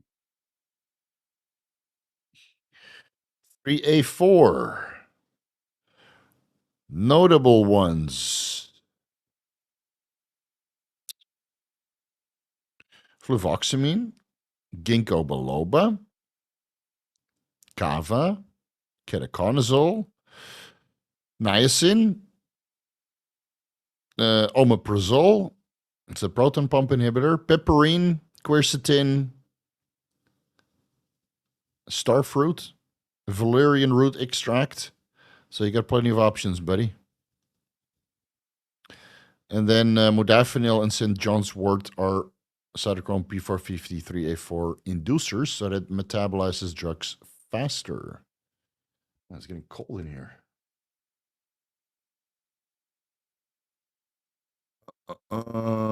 And it's linked down below underneath. Star Wars Visions. Well, I think can be included with Cialis pre-workout. L-citrulline, caffeine, what else? You can do both. And L-citrulline might drop your blood pressure too much, but if you keep the Cialis at 5 milligrams and the L-citrulline at like, I don't know, 6 to 12 milligrams, then I think it's going to be okay. Trying to avoid nitrates from the over-the-counter pre-workouts. Yeah, I think Cialis, L-citrulline, and caffeine is fine, man. Add some Anavar to that. Yeah, that sounds better. Is it really possible for somebody to be intolerant to all types of veggies? I cut them out for a week after a recomp, got stronger, stopped having a low back pumps, same calories. Essentially, animal meat, rice, and oats. Only if you live in the United States. I've never met anybody on this planet that has issues with vegetables unless they live in the United States. So I'm not sure what you guys are doing with your vegetables and how bad the food industry is, but I've never heard anybody needing to do a carnivore diet that hasn't lived in the United States. So I guess it's a hot topic over there. I'm not sure what you guys are doing. I did the carnivore diet and it worked better with vegetables. So better stool, better stuff. So maybe you need to move to Italy or Spain and just follow a Mediterranean diet that's a little bit more balanced. because it seems to be only limited to USA, man. You mentioned that PPR activation from Thomasartan causes more sub. No, I didn't. I didn't. Sub-Q fat gain, water retention, maybe. PPR activation from Telmasartan. I don't think. Well, it's been a very long time, so I don't think PPR activation from Telmasartan results in any kinds of fat loss or fat gain. I don't remember saying that. So, with all the toxic shit they spray in the gyms, I feel like Bemetil is a necessity to have. They gave it to the Chernobyl cleanup crew, so you know it works. Yeah, or maybe let's just take something for the radiation because you're going to die anyway. Yeah, home gyms, man. Uh, Anybody know what the carrier oils of Aberrane test is? It's speculated to be arachis oil, but I've heard some people say it's sesame oil. I think it's arachis oil because it causes inflammation in some others. But then again, there's a lot of Aberrane fakes out there, so you never really know. Iran is probably the biggest counterfeit market on the planet.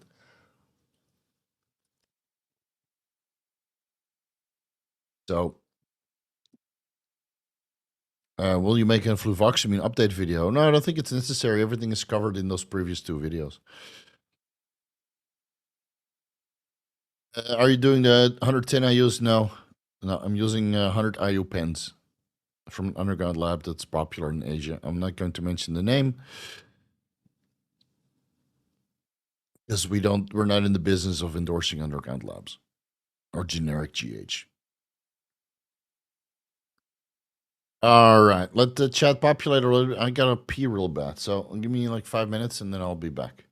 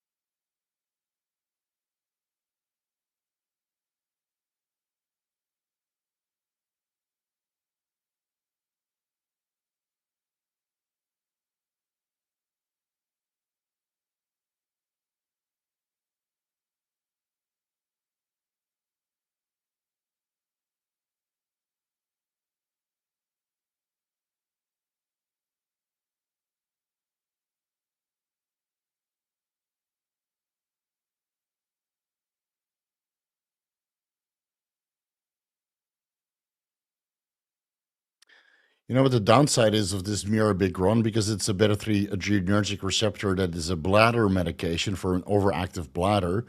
Um, it basically relaxes the bladder, right? So the bladder just gets fuller and fuller and fuller. So you feel like you don't have to pee, and then when you have to pee so bad suddenly, and then it's a fucking fountain. Insane. Yeah, insane. So that's why it takes so long.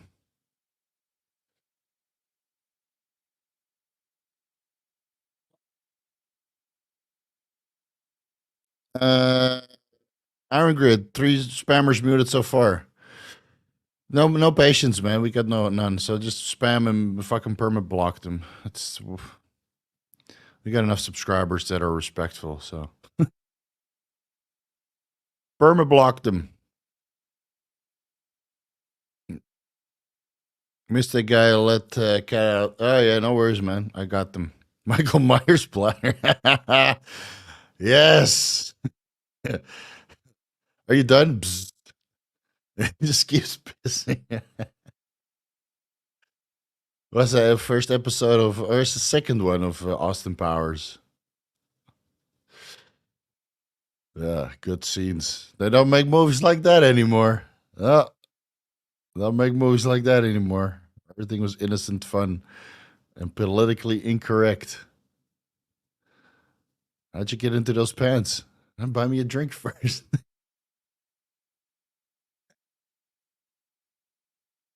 uh, fuck, man. What has become of the world? Hey, Steve, I'm on my first cycle, 350 testosterone annotated. Results are good so far, physically, mentally, but I'm somewhat sick from the cold. I was wondering if it's due to the sudden increase of testosterone. Could be the carrier oil, buddy. Go check our high sensitivity C-reactive protein levels. I explained it all in the carrier oil deep dive video. Because it shouldn't be happening. And your name is Raghu, so it could be that you're somewhere in India or Bangladesh or Pakistan, and all the compounds there are fucking trash. So I hate to say it. Good GH though. At the injectables, oh, trash. Injectable steroids, that is. What can Trembolone be used for in a realistic and reasonable way? To turn you gay. It rhymes, so it must be true. A recomposition for a contest prep or cutting phase.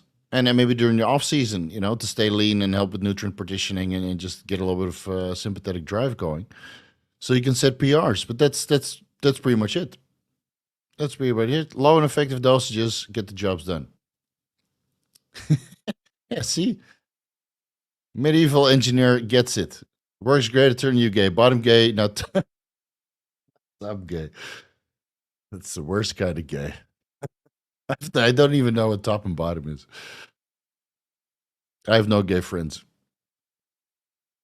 Not that I don't mind having gay friends, but they're also effeminate. There was the ladyboy, or not the ladyboy parade, the gay parade here, like the Gay Pride Month or something, and that was interesting last weekend. Yeah, it was a whole slew of gay guys, gay Thai guys. It was very funny, very friendly guys though. Decked out in Louis Vuitton and Dior. They got all the brands. They were having a good time. Question: what might be causing eye floaters? Very hard orgasms. If you know, you know. Clomiphene. Uh, um, when you go hypoglycemic, or brain cancer. So one of those. For me, it's usually the orgasms. Like, fuck am I? What the fuck is this? I don't know what happens. Ladyboy Parade sounds crazy. Yeah, you go to Sukhumvit Soy 61 in Padia. That's a Ladyboy Parade right there. Or you go to the Ladyboy Cabaret. That's actually fun. You should definitely go there. Ladyboy Cabaret. Ladyboy. It is a good one in Padia. I've been there twice.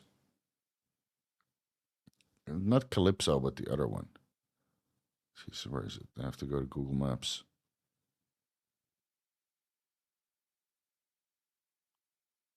Simon Cabaret. That's the one. Simon Cabaret. If you want to see a Ladyboy Parade, oh, that's in Phuket. Shit, which the? Is it Calypso then?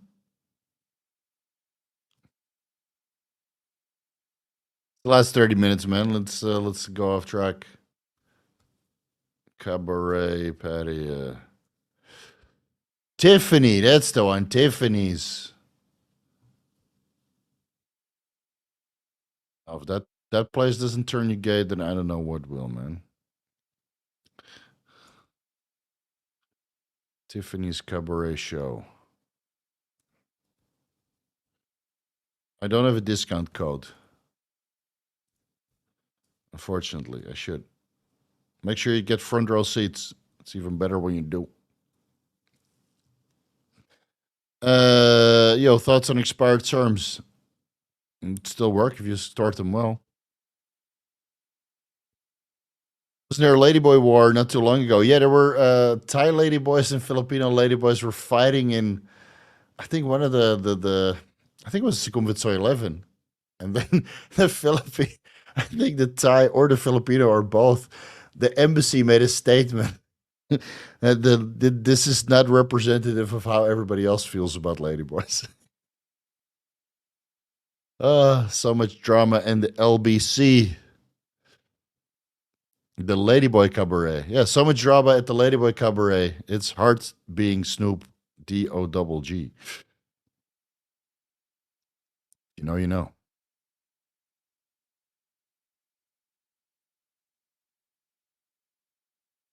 Skynet is real. How would HCG monotherapies for 2 to 3 years post cycle look like? Probably the same. You stop the HCG monotherapy for 1 or 2 weeks to let your testosterone and estradiol levels decline, and then you start, I don't know, 50 to 100 milligrams clomid or enclomiphene for the first week. That's daily, split AM and PM, and then you drop it to 50 milligrams for 2-3 weeks, and then you drop it to 25 if needed. But at the 4-week mark, you do blood work, and then you can use Nolvadex alongside of that.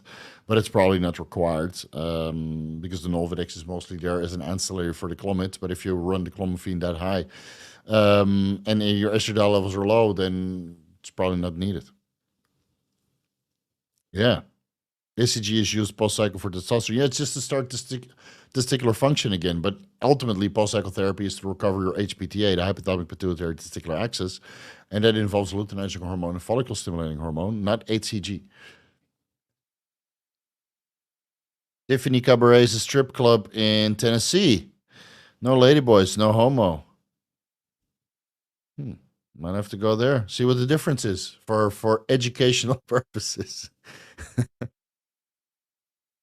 Might have to do some research.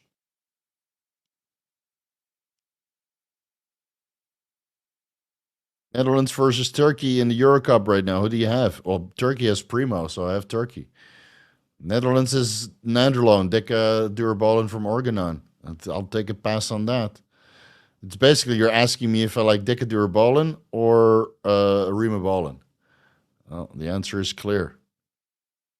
The answer is clear.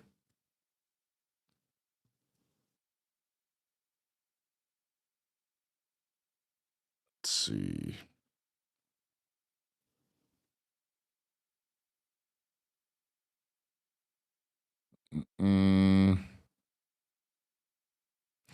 Let's see if there's anything fun.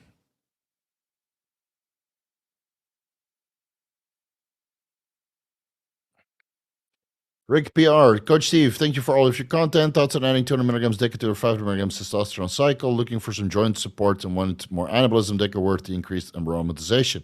Well, you'll definitely need an aromatase inhibitor on that. But I would start with maybe 50 milligrams of Deca for like a month or 100 milligrams of Deca, and then check your estradiol levels a month after that, obviously. And then see what you need to do because you probably get enough joint lubrication and protection already from 100 milligrams per week, maybe even 50 milligrams per week. And then the estradiol conversion is manageable. So blood work after a month and then aromatase inhibitor probably from the start and then take it from there.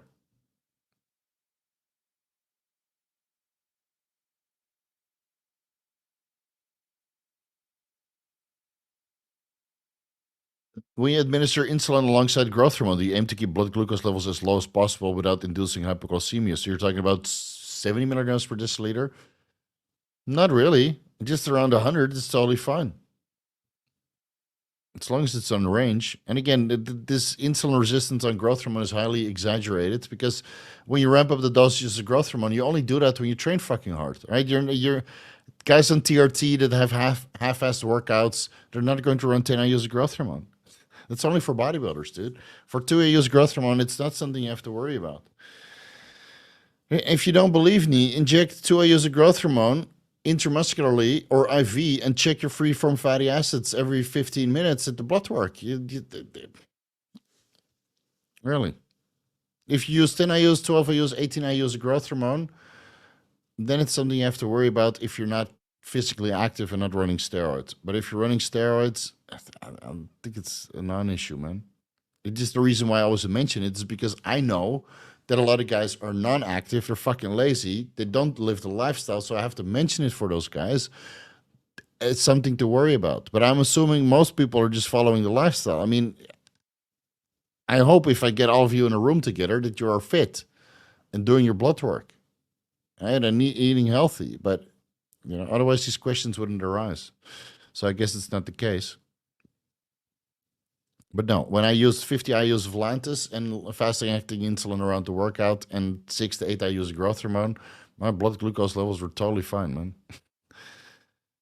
Yeah, I went to the gym and I took some steroids.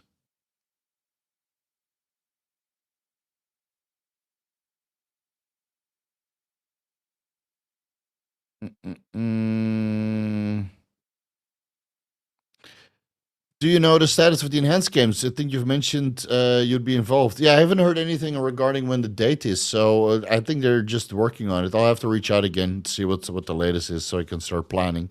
But I would love to be a part of the showcase event, but now that I got so many sponsors on board, maybe they just go all in. Right? I mean, the initially I think they wanted to do the showcase event around the Olympics, but it's in what, 2 weeks it starts? And I haven't heard anything, so, or maybe they don't need me anymore. I don't know. I'll reach out to Aaron, see what's going on. No, Dr. Aaron DeSouza, that is, not Aaron Burke. I reached out to him yesterday, and we had a good time.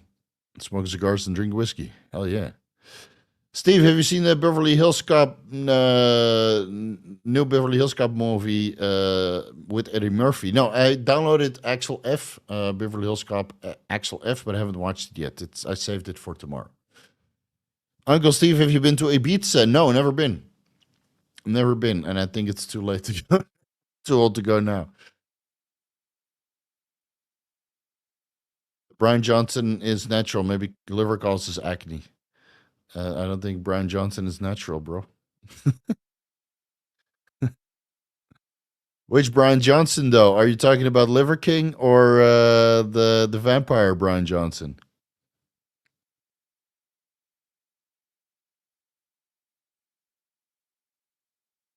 There's so many Brian Johnsons on the planet.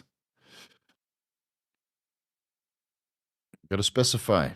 Brian Johnson is on 80 milligrams Accutane every week, 40 milligrams Monday and Thursday. What kind of... Okay, that's probably the vampire one, the longevity one. So, I know, he does all kinds of protocols. It's always interesting to follow. Some of them don't make sense, but that's okay. He's new to the game. Let him experiment. He's been doing this for 3 years. I've been doing this for 25 years. So, do 10 milligrams 3 times a week. Or 80 milligrams per day if you really want to kill the acne. But maybe he has a different protocol. I know. Well, let's wait for the explanation.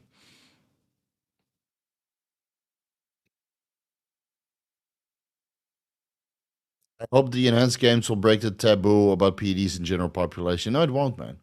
It won't. It will be a niche event that only people with interest in PEDs will watch.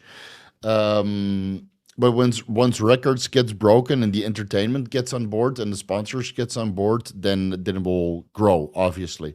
But the stigma will never change, man. The stigma will never change. I'm sure when I go to Holland, will be like just stupid Dutch people like steroids, and I don't give a shit. I don't give a shit because my life is infinitely better than theirs on all aspects. So I have an open mind, man. But they don't, and that means they have small lives.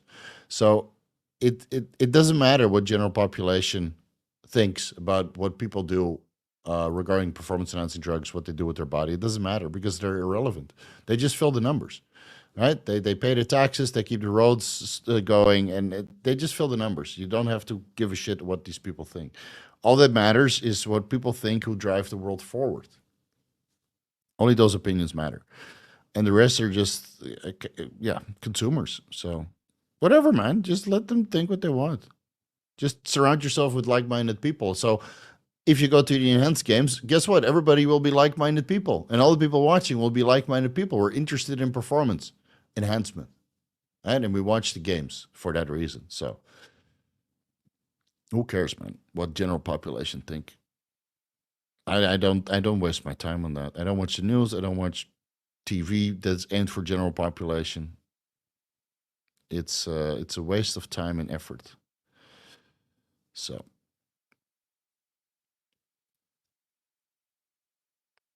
While in Dubai, will you manage to make Mike Thurston confess? If he replies to my messages, I know, who knows, man. Maybe it's natural. You never know.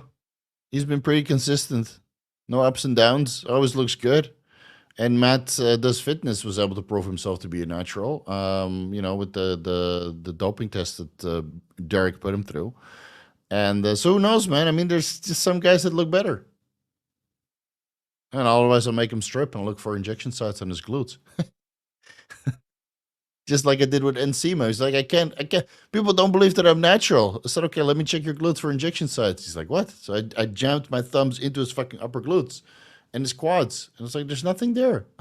So I believe him to be natural. But then again, I mean, they could be taking orals, which would be a stupid idea. I think these guys are smarter than that. So some guys are just built different, man. Some guys are built different, and look at the Roman statues. I mean, those guys look different too. Yeah, Roman statues. You just got to Google images. Some of those guys look fucking jacked also, and they needed to get inspiration from somewhere. They didn't have steroids back then. These guys look exactly the same as Mike Thurston. So maybe Mike Thurston has some Roman in him. Who knows? In fact, these guys look really good. They'll be good Instagram models. Like weird fucking poses. Holding snakes, fending off lions.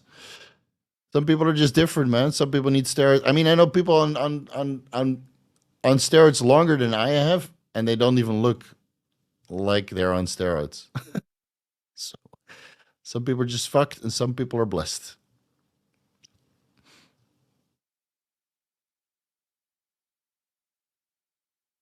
How about a story of back when you first dabbled with gear and how your parents found out? Well, I was 26. I took 250 milligrams testosterone for 13 weeks or 14 weeks, and then I finished it off with 50 milligrams Test E and 50 milligrams Zombon Winstrol intramuscularly mixed in some syringe. Stupid. I know, live and learn. So that was my first cycle, 2 weeks of 100 milligrams injectable steroids at the end, but the most of the time, so that's, was it 700 milligrams per week? So I went from 250 to 700. Is that correct? 100 milligrams, yeah, 700. And I took Lambitrol and Arimidex for most of the time. I was just dieting. And at one point, my mom was like, why are you looking so good and so big? I said, Mom, I take steroids. She's like, really? I said, why did it take so long? I said, I don't know. I thought I was making good progress. We had an adult conversation about it. And then later on, she let me store 20 kits of Kicktropin in the fridge. My mom was cool about it, man. She knew I took drugs. She caught me taking fucking coke when I was 21. Came back from that was more embarrassing than the steroids. It's fine. So I came back when I was 21 from, was it Mysteryland? I think it was Mysteryland. Not sure. One of the parties. Come back in the morning, right? 9 o'clock in the morning, dancing all night. Come home, like eyes all fucking jaw all over the place. And she's like, I'm sitting there having my coffee, eating, trying to eat a little bit of food, a little dry fucking sandwich. And she's like, did you take coke? I was like, yes. And like, yeah, I can tell from your jaw and your eyes. I said, well, it's not only coke that I took. So I took MDMA also. And a little bit of alcohol to bring me down. That's what you do when you're 21, man. You go party. Good times. So that was more embarrassing than my mom finding out about steroids. And I think I told my dad about steroids when I was 27, 28. After I came back from traveling. So I did my first cycle, then I traveled through Asia backpacking for 50 weeks. And I think I admitted to taking drugs when I was like recreational drugs when I was 25 or something. My parents were always cool about that, man. Never really judgmental. So it wasn't a big deal. Still not a big deal. I'm sure my kids at one point I will catch them taking drugs also. It's just part of life. When I have kids and when they're hopefully over 18 years old. Well, let's see what happens. To be honest, I think it matters what general population thinks about it since smoking weed in general population became accepted to some degree. Some governments make weed for personal use legal. Weed is legal in what? Thailand, they're probably going to reverse it. Holland, and America. And what good does making weed legal in America and Holland and Thailand done? What good has it done? Like really? I don't think that, I think it's only going to in my opinion it makes it more problematic because people have no self-control. They smoke weed every day. It's fucking pathetic. Honestly, dude, none of the people that I know that smoke weed every day are very productive. They're just smoking weed and they put the problems to the side, right? They have anxiety, smoke weed to take the anxiety away, but they're not fixing the anxiety, you know? So, I mean, that's a whole subject on itself. I think if you make these drugs accessible, they're just, I mean, the quality will go up, obviously, but people can't handle drugs, man. People cannot handle drugs. This is why they're banned. People will drive under the influence. People go fucking crazy. I mean, in Paddy, guys go crazy on drugs all the time, whether that's from steroids or nootropics or weed or whatever. People can handle drugs. I've been surrounded by drugs my entire life. I'm one of the few who can handle them. And even on train, I was a little moody son of a bitch. So legalizing it, making it accessible easier is it's probably not a good idea. Honestly. I mean, they made drugs legal in Oregon, right? And now the whole streets are covered in fentanyl zombies. Really. If people had more discipline, more self-respect for their body, they actually did some research on the drugs they were taking. Like I always did research on every single drug that I took. Right? Hours. Whether it was mushrooms or LSD or MDMA or fucking cocaine, whatever, I would research a lot how it interacted, how it worked, what the risks are. But most people don't do that, you know, and then you use them sparingly. So you have your good time and then you don't touch them for months, you know, but guys use them daily. And steroids, yes, you use daily, but you also go to the gym daily. You also follow the lifestyle daily. So it's different. And it's somewhat a derivative of what's already bioidentically available. You just take it in a super physiological amount. So this is how you can justify it. And plus, I do the blood work every month and the organ imaging every year, which is already way more than most bodybuilders do. So I can see how it's affecting my body. But until general population is that discipline, don't give it to them, man. They'll self-destruct. I see bodybuilders self-destruct all the time. And shit. 1 second, guys. I touched my wire, and now it's my connection lost. But I'm right back now. Sorry. So yeah, once humanity grows the fuck up, then yes, you can make it legal. But until that time, I don't think it's a good idea. Mike Thurston is not natural, or else he's not human. Either one. You never know, man. I guess we'll never figure that out. And who the fuck cares? Because even with drugs, 99% of the people wouldn't look like him. So why bother? Why worry about it? Yeah. Derek wanted to do the YouTube Anti-Doping Association, and I actually was in contact here with the Thai WADA accredited lab, but it's a little bit cumbersome because the samples need to be frozen. And there's a lot that can go wrong. And then Derek kind of decided to take a YouTube hiatus, and he hasn't really found his stride yet. Yeah, he posted 2 videos. Those were fun. More videos than I posted last week. So let's see.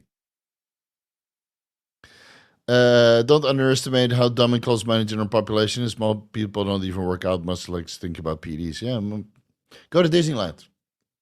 Go to Disneyland. You'll see general population there, and I was fucking appalled. I like Disneyland, but the people there, appalling, fucking appalling. And it's the same as Japan, right? I'm not talking about U.S. Disneyland alone. When I went to Japan, I went to Disneyland Sea, and I went to Universal Studios. It's just general population, right? People really don't know how to take care of themselves. Really don't know. All shapes and sizes in any country, man. So maybe he had some Roman in him. Hey, man, you never know, dude. You never know. I don't judge.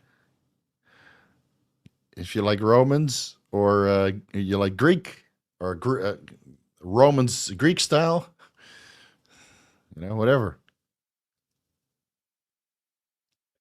More acceptance on the topic would research more willing to study PEDs.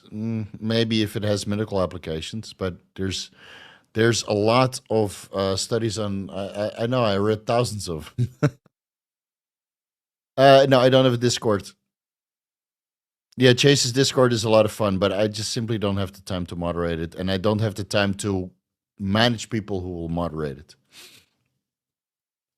So, drug or nootropic for social anxiety or verbal fluency?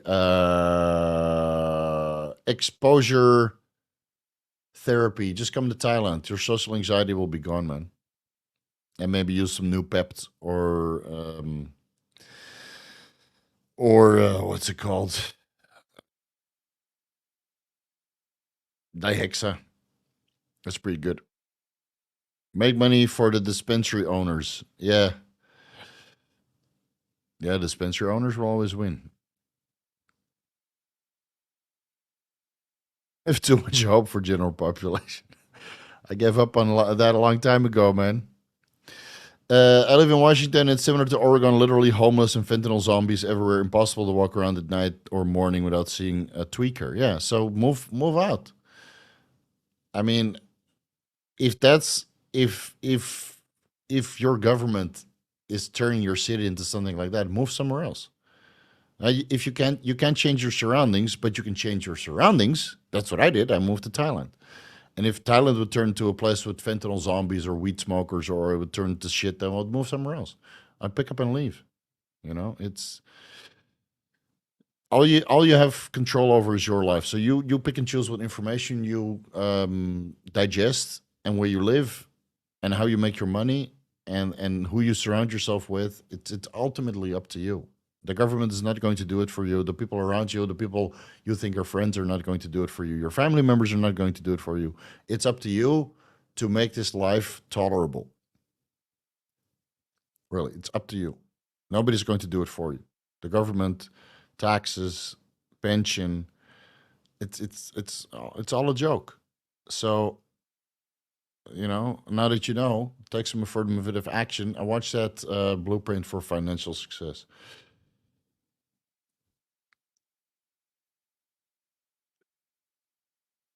Released that 3 years ago, and I think everybody needs a reminder.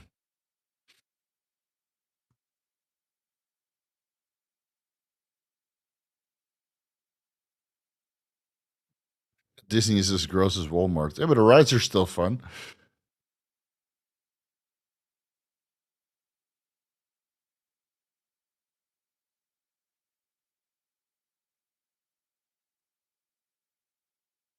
The extra dosage, 10 milligrams, is usually good.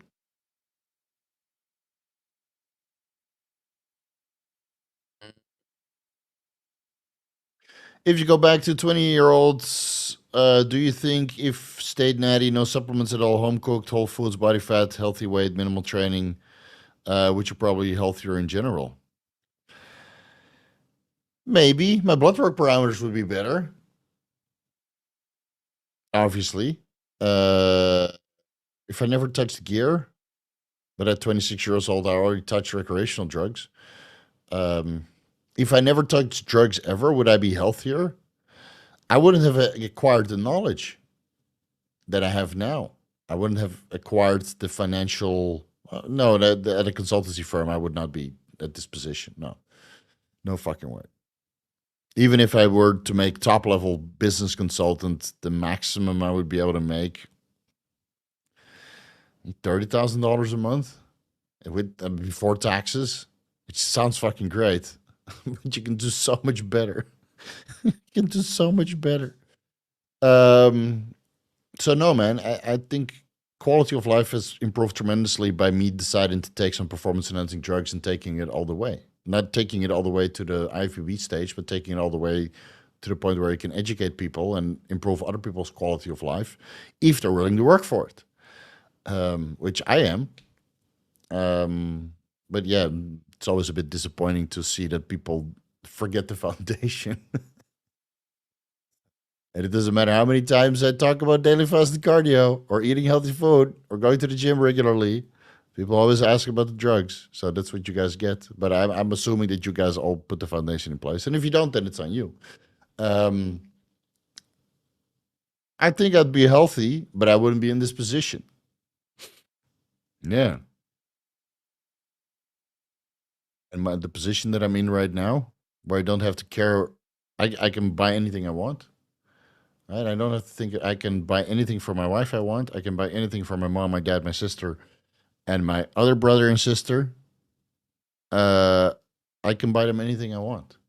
So it's I can go anywhere. I can do anything. It wouldn't have been possible without me learning about performance enhancing drugs. So yeah, and with that, let's let's call it a day. Let's call it a day. So hopefully next weekend we can do something from Dubai. It depends on the internet and what I have planned on Saturday. Don't count on it, but if I pop up somehow, some way, and I got a cigar in my hand and some whiskey in the other, then we're going to have the good time. Yeah, and otherwise, you guys will definitely see me on July the 27th. And stay glued to my Instagram page because I will be meeting Dr. James and Wesley Vissers and maybe some other cool people along the way. And then we'll document all of that on Instagram. And maybe we'll do some vlogging in Dubai. But don't count on it. I usually when I'm on holiday, I just want to spend time with my wife. And then recording everything, that's work. All right, so we'll see. We'll see what happens. Enjoy your weekend, guys. Have fun. I'm sure you'll manage without me. I still got plenty of videos dropping. Go back to the beginning of the video so you know which videos are dropping. And then you can be thoroughly entertained until I get back. Yeah. Peace out. See you guys later. Maybe 3 weeks, maybe next week.